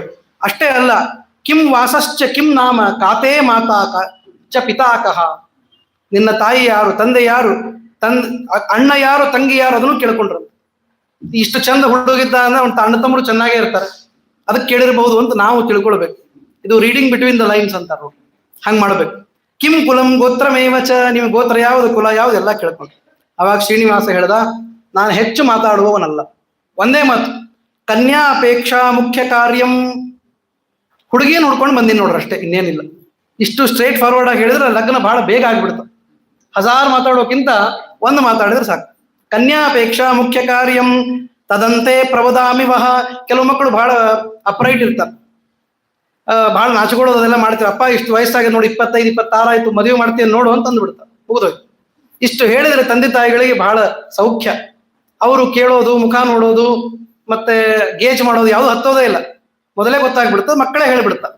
ಇದು ಆ ಕ್ಯಾಟಗರಿ, ಅವನೇ ಹೇಳ್ಬಿಟ್ಟು ಕನ್ಯಾಪೇಕ್ಷಾ ವರ್ತತೆ ಇತಿ ತಾ ಪ್ರೋಚ್ಯಚೋವಾಚ ದೇವೀಂ ಪದ್ಮಾವತಿ ಮಥ. ಪದ್ಮಾವತಿ ಹತ್ರ ಕೆಲಸ ಇದೆ, ಹೀಗಾಗಿ ನಾನು ಬಂದಿದ್ದೇನೆ. ಮತ್ತೆ ನೀವು ನನ್ನ ನನ್ನ ಹಿಂದಿನ ಹಿನ್ನೆಲೆಯನ್ನೆಲ್ಲ ಕೇಳಿದ್ರಲ್ಲ, ಹೇಳ್ತೀನಿ ಕೇಳ್ರಿ. ಏನು? ಸಿಂಧು ಪುತ್ರ ಕುಲಂ ಪ್ರಾಹು ಅಸ್ಮಾಕಂ ತು ಪುರಾವಿದ. ನಮ್ಮ ಹಿಂದಿನವರು ಹೇಳ್ತಾ ಇದ್ರಪ್ಪ, ಏನಂದ್ರೆ ನಾವು ಸಿಂಧು ಪುತ್ರನ ಕುಲದವರು ಅಂತ, ಚಂದ್ರನ ಕುಲದವರು. ಅದೊಂದು. ಜನಕೋ ವಸುದೇವಶ್ಚ, ವಸುದೇವ ನನ್ನ ತಂದೆ, ತಾಯಿ ದೇವಕಿ ಜನನೀ ಮಮ, ದೇವಕಿ ನನ್ನ ತಾಯಿ. ಅಗ್ರಜ ಶ್ವೇತಕೇಶಸ್ತು, ಶ್ವೇತಕೇಶ ಅಂದ್ರೆ ಶುಕ್ಲಕೇಶನ ಆವೇಶ ಇರುವ ಬಲರಾಮ, ಅವನನ್ನ ಅಣ್ಣ. ಸುಭದ್ರ ಭಗಿನಿ ಮಮ, ಸುಭದ್ರ ನನ್ನ ತಂಗಿ. ಪಾರ್ಥೋಪಿ ಮೇ ಸಖ, ನನ್ನ ಫ್ರೆಂಡ್ ಯಾರಂತೂ ಹೇಳ್ಬಿಡ್ತೇನೆ, ಯಾಕಂದ್ರೆ ಸಂಕೋಚ ಆದ್ರೆ ಅವನ ಹತ್ರ ಮಾತಾಡು. ಪಾರ್ಥ ಇದ್ದಾನೆ, ಹಾಗಾಗಿ ಪಾರ್ಥೋಪಿ ಮೇ ಸಖಾದೇವಿ. ಪಾಂಡವ ಮಮ ಬಾಂಧವಾಹ, ನನ್ನ ಬಾಂಧವರು ಯಾರು ಅಂದ್ರೆ ಪಾಂಡವಾಹ. ಪಾಂಡವಾಹ ಮದ್ಭಕ್ತಾಹ ಸಮೇ ಪ್ರಿಯಾಹ ಅಂತೆಲ್ಲ ಕೃಷ್ಣ ಹೇಳಿದ್ದ. ಶ್ರೀನಿವಾಸ ಹೇಳ್ತಾ ಇದ್ದಾನೆ ಪಾಂಡವ ಮಮ ಬಾಂಧವ. ಹೀಗಾಗಿ ಪಾಂಡವರ ಮೇಲೆ ಏನು ಭಗವಂತನಿಗೆ ಪ್ರೇಮ ಇದ್ದಿರಬೇಕು ಅಂತ ಮತ್ತೆ ಮತ್ತೆ ತೋರ್ಪಡಿಸ್ತಾ ಇದ್ದಾರೆ ವೇದವ್ಯಾಸರು. ಷಣ್ಣಾಂ ತು ಮೃತಪುತ್ರಾಣಾಂ ಕೃತನಾಂನಾಂ ಮಹಾತ್ಮನ.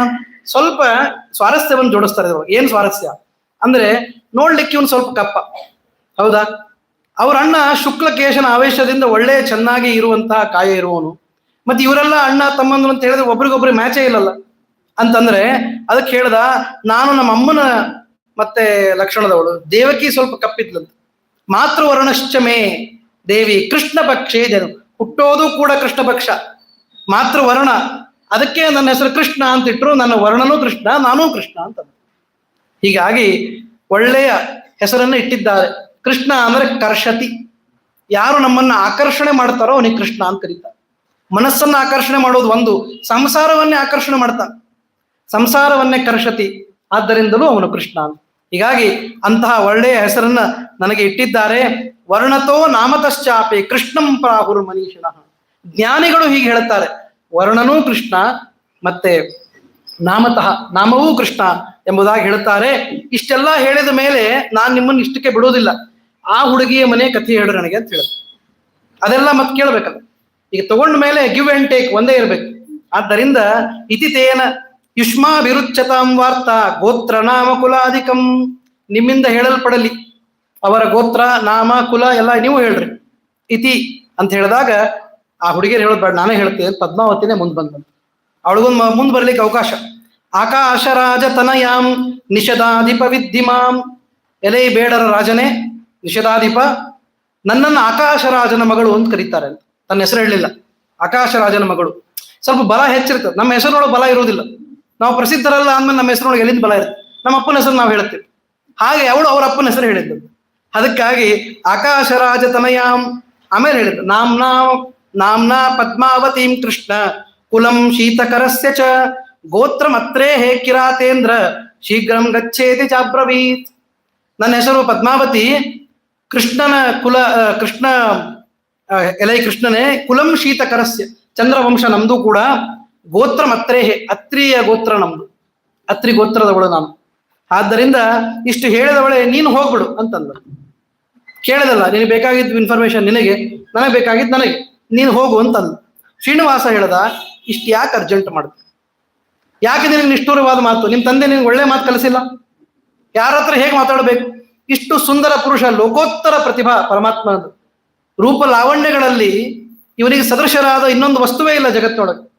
ಅಂತಹ ವಸ್ತು ನಾನು ಎದುರಿಗೆ ನಿಂತಿದ್ದೀನಿ. ಅಂತಹ ವಸ್ತುವಿನ ಮುಂದೆ ಕಿಮರ್ಥಂ ನಿಷ್ಠುರಂ ವಾಕ್ಯಂ ಮಂದಂ ಕಿಮ್ನ ಪ್ರಭಾಷಸೆ. ಸಣ್ಣ ಮಾತಾಡೋದು ಹೆಣ್ಣು ಮಕ್ಕಳಿಗೆ ಯೋಗ್ಯ, ಜೋರು ಮಾತಾಡಬಾರ್ದು.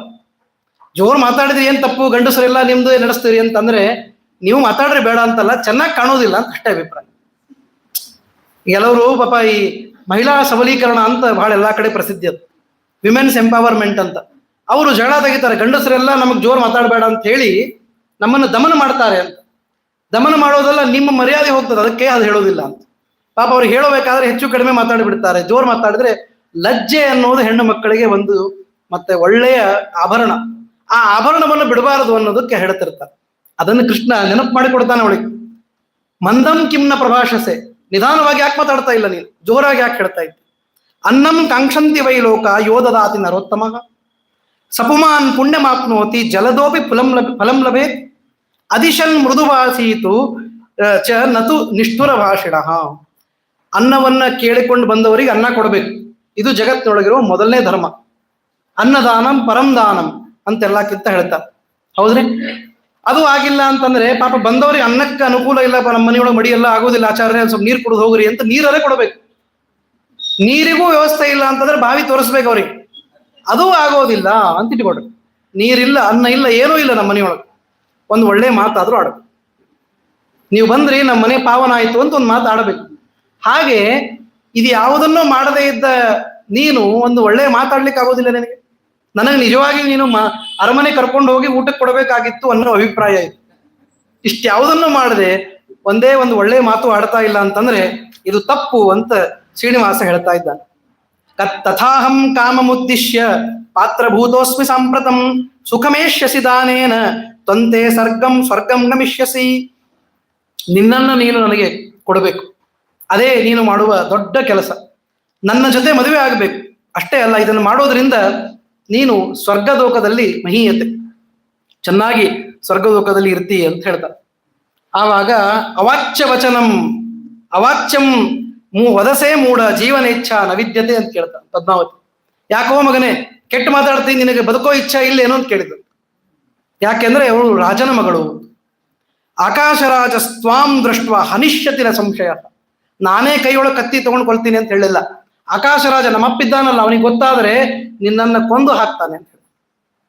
ಹೀಗಾಗಿ ಯಮಾಲಯಕ್ಕೆ ಹೋಗ್ತೀಯೋ ನಿಮ್ಮ ಮನೆಗೆ ಹೋಗ್ತೀಯೋ ನೀನೇ ನೋಡ್ಕೊ ಅಂತ ನಿನಗೆ ಬಿಟ್ಟಿನ. ಆವಾಗ ಶ್ರೀನಿವಾಸ ಅಂದ, ಕಾರ್ಯ ಮುಗಿದ ಮೇಲೆ ನಾನು ಸಾವಾದ್ರೂ ಪಡ್ಕೊಳ್ತೀನಿ, ಪರವಾಗಿಲ್ಲ, ಕೆಲಸ ಆಗ್ಬೇಕು ನನಗೆ. ಹೀಗಾಗಿ ಇವನು ಗೋ ಗೆಟರ್ ಅಂತಾರೆ ಇಂಗ್ಲಿಷ್ನೊಳಗೆ, ಅಂಥವನು ಇವನು. ನಾನು ಬಂದೇನಿ, ನನ್ನ ಕೆಲಸ ಆಗ್ಬಿಡ್ಬೇಕು. ನಾಳೆ ದಿವಸ ಬಕುಲಾವತಿಯನ್ನು ಕಳಿಸಿದ ಮೇಲೂ ತನ್ನ ಕೆಲಸ ತಾನೇ ಮಾಡ್ತಾನೆ, ತನ್ನ ಕಾರ್ಯವತ ಮಾಡಿದ ಬಗೆ ಅಂತ. ಹಾಗಾಗಿ ಕಾರ್ಯಾಂತೆ ಮರಣಂ ಸೌಖ್ಯಂ ಕಾರ್ಯಹಾನೋ ಮೃತೀಕೃತ. ಕಾರ್ಯಾಂತದಲ್ಲಿ ಸತ್ರು ಪರವಾಗಿಲ್ಲ, ಅದಕ್ಕಾಗಿ ಈ ಕೆಲಸ ಆಗ್ಬೇಕು. ಆಮೇಲೆ ಇನ್ನೊಂದು ಮಾತು ನೀನು ಅಂದೆಲ್ಲ, ನಿಮ್ಮಪ್ಪ ನನ್ನನ್ನು ಕೊಲ್ತಾನೆ ಅಂತ. ಯಾಕೆ ಕೊಲ್ತಾನ ಅವನು ಕೇಳಿದ. ಒಳ್ಳೆಯ ಲಾ ಪಾಯಿಂಟ್ ಇದು. ಏನ್ ಲಾ ಪಾಯಿಂಟ್ ಅಂದ್ರೆ, ಅಪರಾಧ ಮಾಡಿದವ್ರನ್ನ ಕೊಲ್ಲಬೇಕು. ನಾ ಯಾವ ಅಪರಾಧ ಮಾಡೀನಿ? ತ್ವಂ ಕನ್ಯಾಹಂ ವರೋ ದೇವಿ ಕೋತ್ರ ಅನ್ಯಾಯೋ ಮಹಿಪತೆ. ನೀನು ಕನ್ಯಾ ಇದ್ದಿ, ನಾವು ವರ ಇದ್ದೀನಿ. ನಾನು ನಿಮ್ಮಪ್ಪನಿಗೆ ಹೋಗಿ ಮದುವೆ ಮಾಡಿಕೊಡು ಅಂತ ಕೇಳ್ತೀನಿ. ಇದ್ರೊಳಗೆ ಏನು ಅನ್ಯಾಯ ಅದ? ಇಷ್ಟು ಕೇಳಿದವ್ರಿಗೆ ಯಾರಾದ್ರೂ ಕೊಲ್ಲಿಕ್ ಬರ್ತಾರ? ಅಷ್ಟು ದಡ್ಡನ ಆಕಾಶ ರಾಜ ಅಲ್ಲೇ ಅಲ್ಲ. ಹೀಗಾಗಿ ನೀನು ವ್ರತ ಅಂಜಿಸಿ ಏನೋ ಮಾಡ್ಕೊಳ್ತೀನಿ ಅಂತ ಅನ್ಬೇಡ ಅಂತಂದ. ನನಗೆ ಯಾವ ಅಂಜಿಕೆ ಇಲ್ಲ, ಮೊದಲನೇದ್ದು ಅಂಜಿಕೆ ಇಲ್ಲ, ಜೊತೆಗೆ ನನ್ನ ಹತ್ರ ನ್ಯಾಯನೂ ಅದು. ನಾನು ನಿಮ್ಮ ತಂದೆಯ ಹತ್ರ ಬಂದು ಕನ್ಯಾಪೇಕ್ಷಾ ಬರ್ತದೆ ಅಂತ ಬಂದು ನಿಲ್ಲವನು. ಹಾಗಾಗಿ ನಿನ್ನ ತಂದೆ ನನ್ನನ್ನು ಏನೂ ಮಾಡಲಾರ ಅಂತ ಅಂದ್ಬಿಟ್ಟ. ಇಷ್ಟಂದ ಮೇಲೆ ಪದ್ಮಾವತಿ ಅಂದು, ಇಲ್ಲ ನಿನಗೆ ಗೊತ್ತಿಲ್ಲ, ನಮ್ಮ ತಂದೆ ಬಹಳ ಸಿಟ್ಟನವರು. ಅವರು ನಿನ್ನ ಕುತ್ತಿಗೆಯನ್ನ ಕಟ್ಟಿ ಎತ್ತಿ ಬಿಸಾಡ್ತಾರೆ. ಗಲಬಂಧನಂ ಬತ್ನೀಯ ನಿಗಡೈರ್ ಮೂರ್ಖ ಭವಿಷ್ಯತ್ ಪ್ರವದಾಮ್ಯಹಂ. ಇಲ್ಲ, ನನ್ನ ಮೇಲೆ ಬಹಳ ಪ್ರೀತಿ, ಹಿಂಗಾಗಿ ನನಗೆ ನೀನು ಮತ್ತೆ ಕಣ್ಣು ಹಾಕಿದ್ದಿ ಅಂತ ಗೊತ್ತಾದ್ರೆ ನಿನ್ನನ್ನ ಅವ್ರು ಬಿಡೋದಿಲ್ಲ, ನಿನ್ನನ್ನ ಬಂಧನ ಮಾಡಿ ಬಿಡ್ತಾರೆ ನೋಡು ಅಂತ ಹೇಳ್ತಾರೆ. ಅದಕ್ಕೆ ಹೇಳಿದ್ರು, ಏನಾದ್ರೂ ಆಗ್ಲಿ ಜಾತಸ್ಯ ಮರಣಂ ನಿತ್ಯಂ. ಒಮ್ಮೆ ಫಿಲಾಸಫಿ ಹೇಳಿಬಿಟ್ಟು ಆಗ್ಲಿ, ಸತ್ರು ಏನ್ ಮತ್ತೆ ಯಾರು ಸಾಯೋದಿಲ್ಲ ಹೇಳೋ? ಜಗತ್ತಿನೊಳಗೆ ಎಲ್ಲರೂ ಸಾಯೋರೇ ಒಂದ್ ದಿವಸ. ಹೀಗಾಗಿ ಜಗತ್ತಿನೊಳಗೆ ನಿಶ್ಚಯವಾಗಿ ಇರೋದು ಒಂದೇ ವಸ್ತು, ಅದು ಸಾವು. ಉಳಿದಿದ್ದು ಯಾವುದು ನಿಶ್ಚಿತ ಇಲ್ಲ, ಸಾವು ಮಾತ್ರ ನಿಶ್ಚಿತ. ಹೀಗಾಗಿ ಜಾತಸ್ಯ ಮರಣಂ ನಿತ್ಯಂ ಪೂರ್ವ ಕರ್ಮ ಫಲಾನುಗಂ ಅಂತ ಅದರೊಳಗೂ ಮತ್ತೆ ಸೇರಿಸ್ತಾನೆ. ಯಾಕೆ ಹಿಂಗಂದ ಅಂತಂದ್ರೆ, ನಿಮ್ಮ ಅಪ್ಪನ್ನ ಆವಾಗ ದೇಹ ಬಿಡಿಸಿದ್ದೆ ನಾನು, ನೆನಪು ಮಾಡ್ಕೊಳು. ವರಾಹ ರೂಪದಿಂದ ನಿಂತು ಸ್ವಾಮಿ ಪುಷ್ಕರಣಿಯಲ್ಲಿ ಸ್ನಾನ ಮಾಡಿಸಿ ಮಾಧವ ಬ್ರಾಹ್ಮಣನ ದೇಹವನ್ನ ಬಿಡಿಸಿದ್ದೆ ನಾನು ಪೂರ್ವ ಕರ್ಮದ ಪ್ರಕಾರ. ಈಗ ಅವನು ನನ್ನ ದೇಹವನ್ನು ಬಿಡಿಸ್ತಾನ? ಈ ಪ್ರಶ್ನೆ ಇದ್ರೊಳಗದ, ಈ ಧ್ವನಿ ಅದು. ಅದಕ್ಕೆ ಹೇಳ್ತಾನೆ, ಆಕಾಶರಾಜೋ ಧರ್ಮಾತ್ಮ ಕಥಂ ಹನ್ಯಾದ ಅನಾಗಸಂ. ಧರ್ಮಾತ್ಮ ಅವನು, ಒಳ್ಳೆಯ ಧರ್ಮಿಷ್ಠನಾದ ಆಕಾಶ ರಾಜ ಹೇಗೆ ತಾನೇ ನನ್ನನ್ನು ಕೊಲ್ಲಿಕ್ಕೆ ಸಾಧ್ಯ? ಇದು ಯಾವುದು ಆಗೋದಿಲ್ಲ ಅಂತಂದ. ಗೌರವಂ ಎನ್ ನಿಷಾದೇಂದ್ರ ನೃಪಸ್ಯಾಸ್ಯ ಹರೇರ್ಯಥ ವರದಸ್ಯಾತರಂಗಸ್ಯ ವೆಂಕಟಾಚಲವಾಸಿನಃ. ಏನ್ ಚಂದದ ನೋಡ್ರಿ, ಈ ಅಪರೂಪದ ಕಥೆ, ಅಪರೂಪದ ಶಬ್ದವನ್ನ ಆಡ್ತಾಳೆ. ಏನಂತಂದ್ರೆ, ನನ್ನ ತಂದೆ ಅಂದ್ರೆ ಎಂಥ ದೊಡ್ಡ ಗೌರವ ಜಗತ್ತೊಳಗೆ, ಅಂಥವರಿಗೆ ನಿನ್ನಂತ ಬೇಡ್ರವನು ಬಂದು ಕೇಳಲಿಕ್ಕೆ ಸಾಧ್ಯನಾ? ಅವನು ಎಂಥವನು ಅಂತಂದ್ರೆ, ಹರಿಯ ಪರಮಾತ್ಮನ ಗೌರವ ಎಷ್ಟು ದೊಡ್ಡದು ಅಷ್ಟು ದೊಡ್ಡದು ನನ್ನ ಗೌರವ. ನನ್ನ ತಂದೆ ಅಂದ್ರೆ ಇವನು ನೋಡ್ಲಿಕ್ಕೆ ಹರಿಯಂತೆ ಇದ್ದಾನೆ ಅಂತಾರೆ. ರಂಗನಾಥ ಇದ್ದಾನೆ ವರದರಾಜ, ಅವನಂತೆ ಇದ್ದಾನೆ. ವೆಂಕಟಾಚಲವಾಸಿನಃ ಗೌರವಂ, ವೆಂಕಟಾಧಿಪತಿ ಇದ್ದಾನೆ ಶ್ರೀನಿವಾಸ ಅಂತ ಒಬ್ಬವನು. ಆ ಗೌರವ ಪಡ್ಕೊಂಡವನು ನಮ್ಮಪ್ಪ ಅಂತಂದು ಎದುರಿಗೆ ನಿಂತವನು ಅವನೇ. ಅದಕ್ಕಾಗಿ ಇಷ್ಟು ಇದೆ ಅಂತ. ಪದ್ಮಾವತಿಯ ಇನೋಸೆನ್ಸ್ ಎಷ್ಟಿದೆ ನೋಡಿ. ಎದುರಿಗೆ ನಿಂತವನು ವೆಂಕಟಾಚಲಪತಿ ಅಂತ ಗೊತ್ತಿಲ್ಲ, ವೆಂಕಟಾಚಲಪತಿ ಅಂತ ಒಬ್ರು ಇದ್ದಾನೆ. ಆ ಗೌರವ ನಮ್ಮ ತಂದೆಗಿದೆ, ಆ ಮಟ್ಟದ ಗೌರವ ನನ್ನ ತಂದೆಗಿದೆ ಅಂತ. ಅವನೇ ನಾನು ಅಂತ ಹೇಳಿಲ್ಲ. ಆದ್ದರಿಂದ ಇಷ್ಟು ಗೌರವಾನ್ವಿತವಾದ ಕುಲ ನಮ್ಮದು. ನಮ್ಮನ್ನ ಬಿಟ್ಟು ನೀನು ಮತ್ತೆ ಹೋಗಿಬಿಡು ಅಂತೆಲ್ಲ ಹೇಳಿದಾಗ, ಸುಖಂ ಗಚ್ಚ ಸ್ವಮಾಲಯಂ ಅಂತೆಲ್ಲ ಹೇಳಿದಾಗ ಇವನೇನ್ ಮಾಡಿದ, ಕುದುರೆ ಹತ್ತಿದ, ಹೋಗ್ತಾನೆ ಅನ್ನೋ ಅಂದುಕೊಂಡ್ರೆ ಆ ಕುದುರೆ ತಂದು ಆಕಿನ ಮುಂದೆ ನಿಲ್ಲಿಸ್ಬಿಟ್ಟ, ಅಡ್ಡು ನಿಲ್ಲಿಸ್ಬಿಟ್ಟ, ಅವಳು ಹೋಗದೇ ಇದ್ದಂತೆ ನಿಲ್ಲಿಸ್ಬಿಟ್ಟು.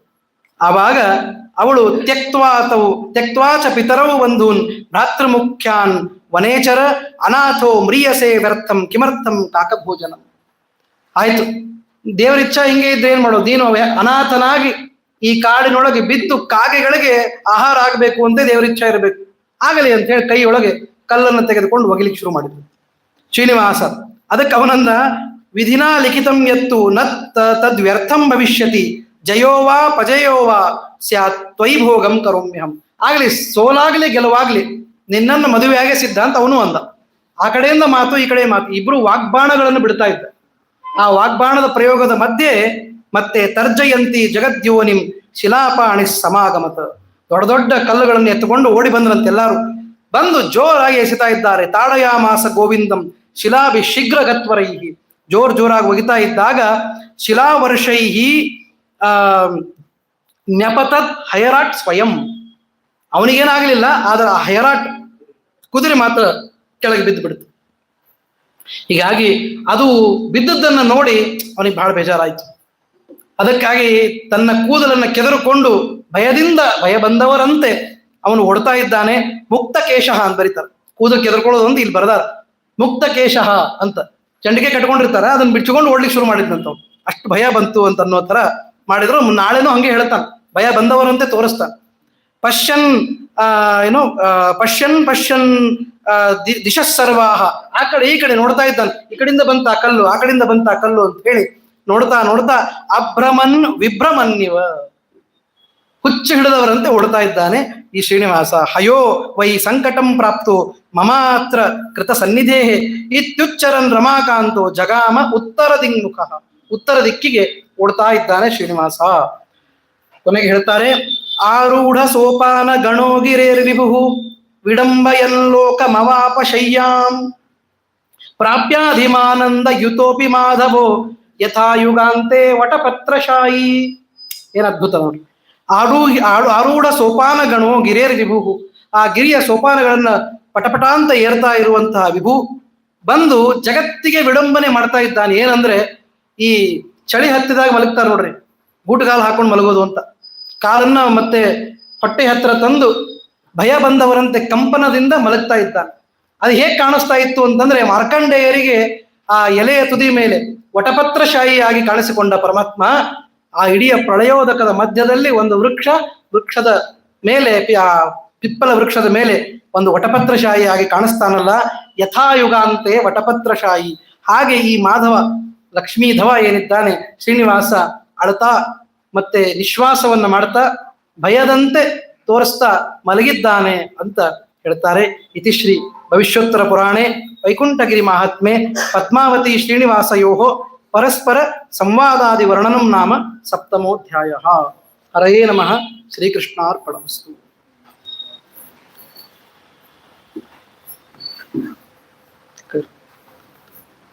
Thank you.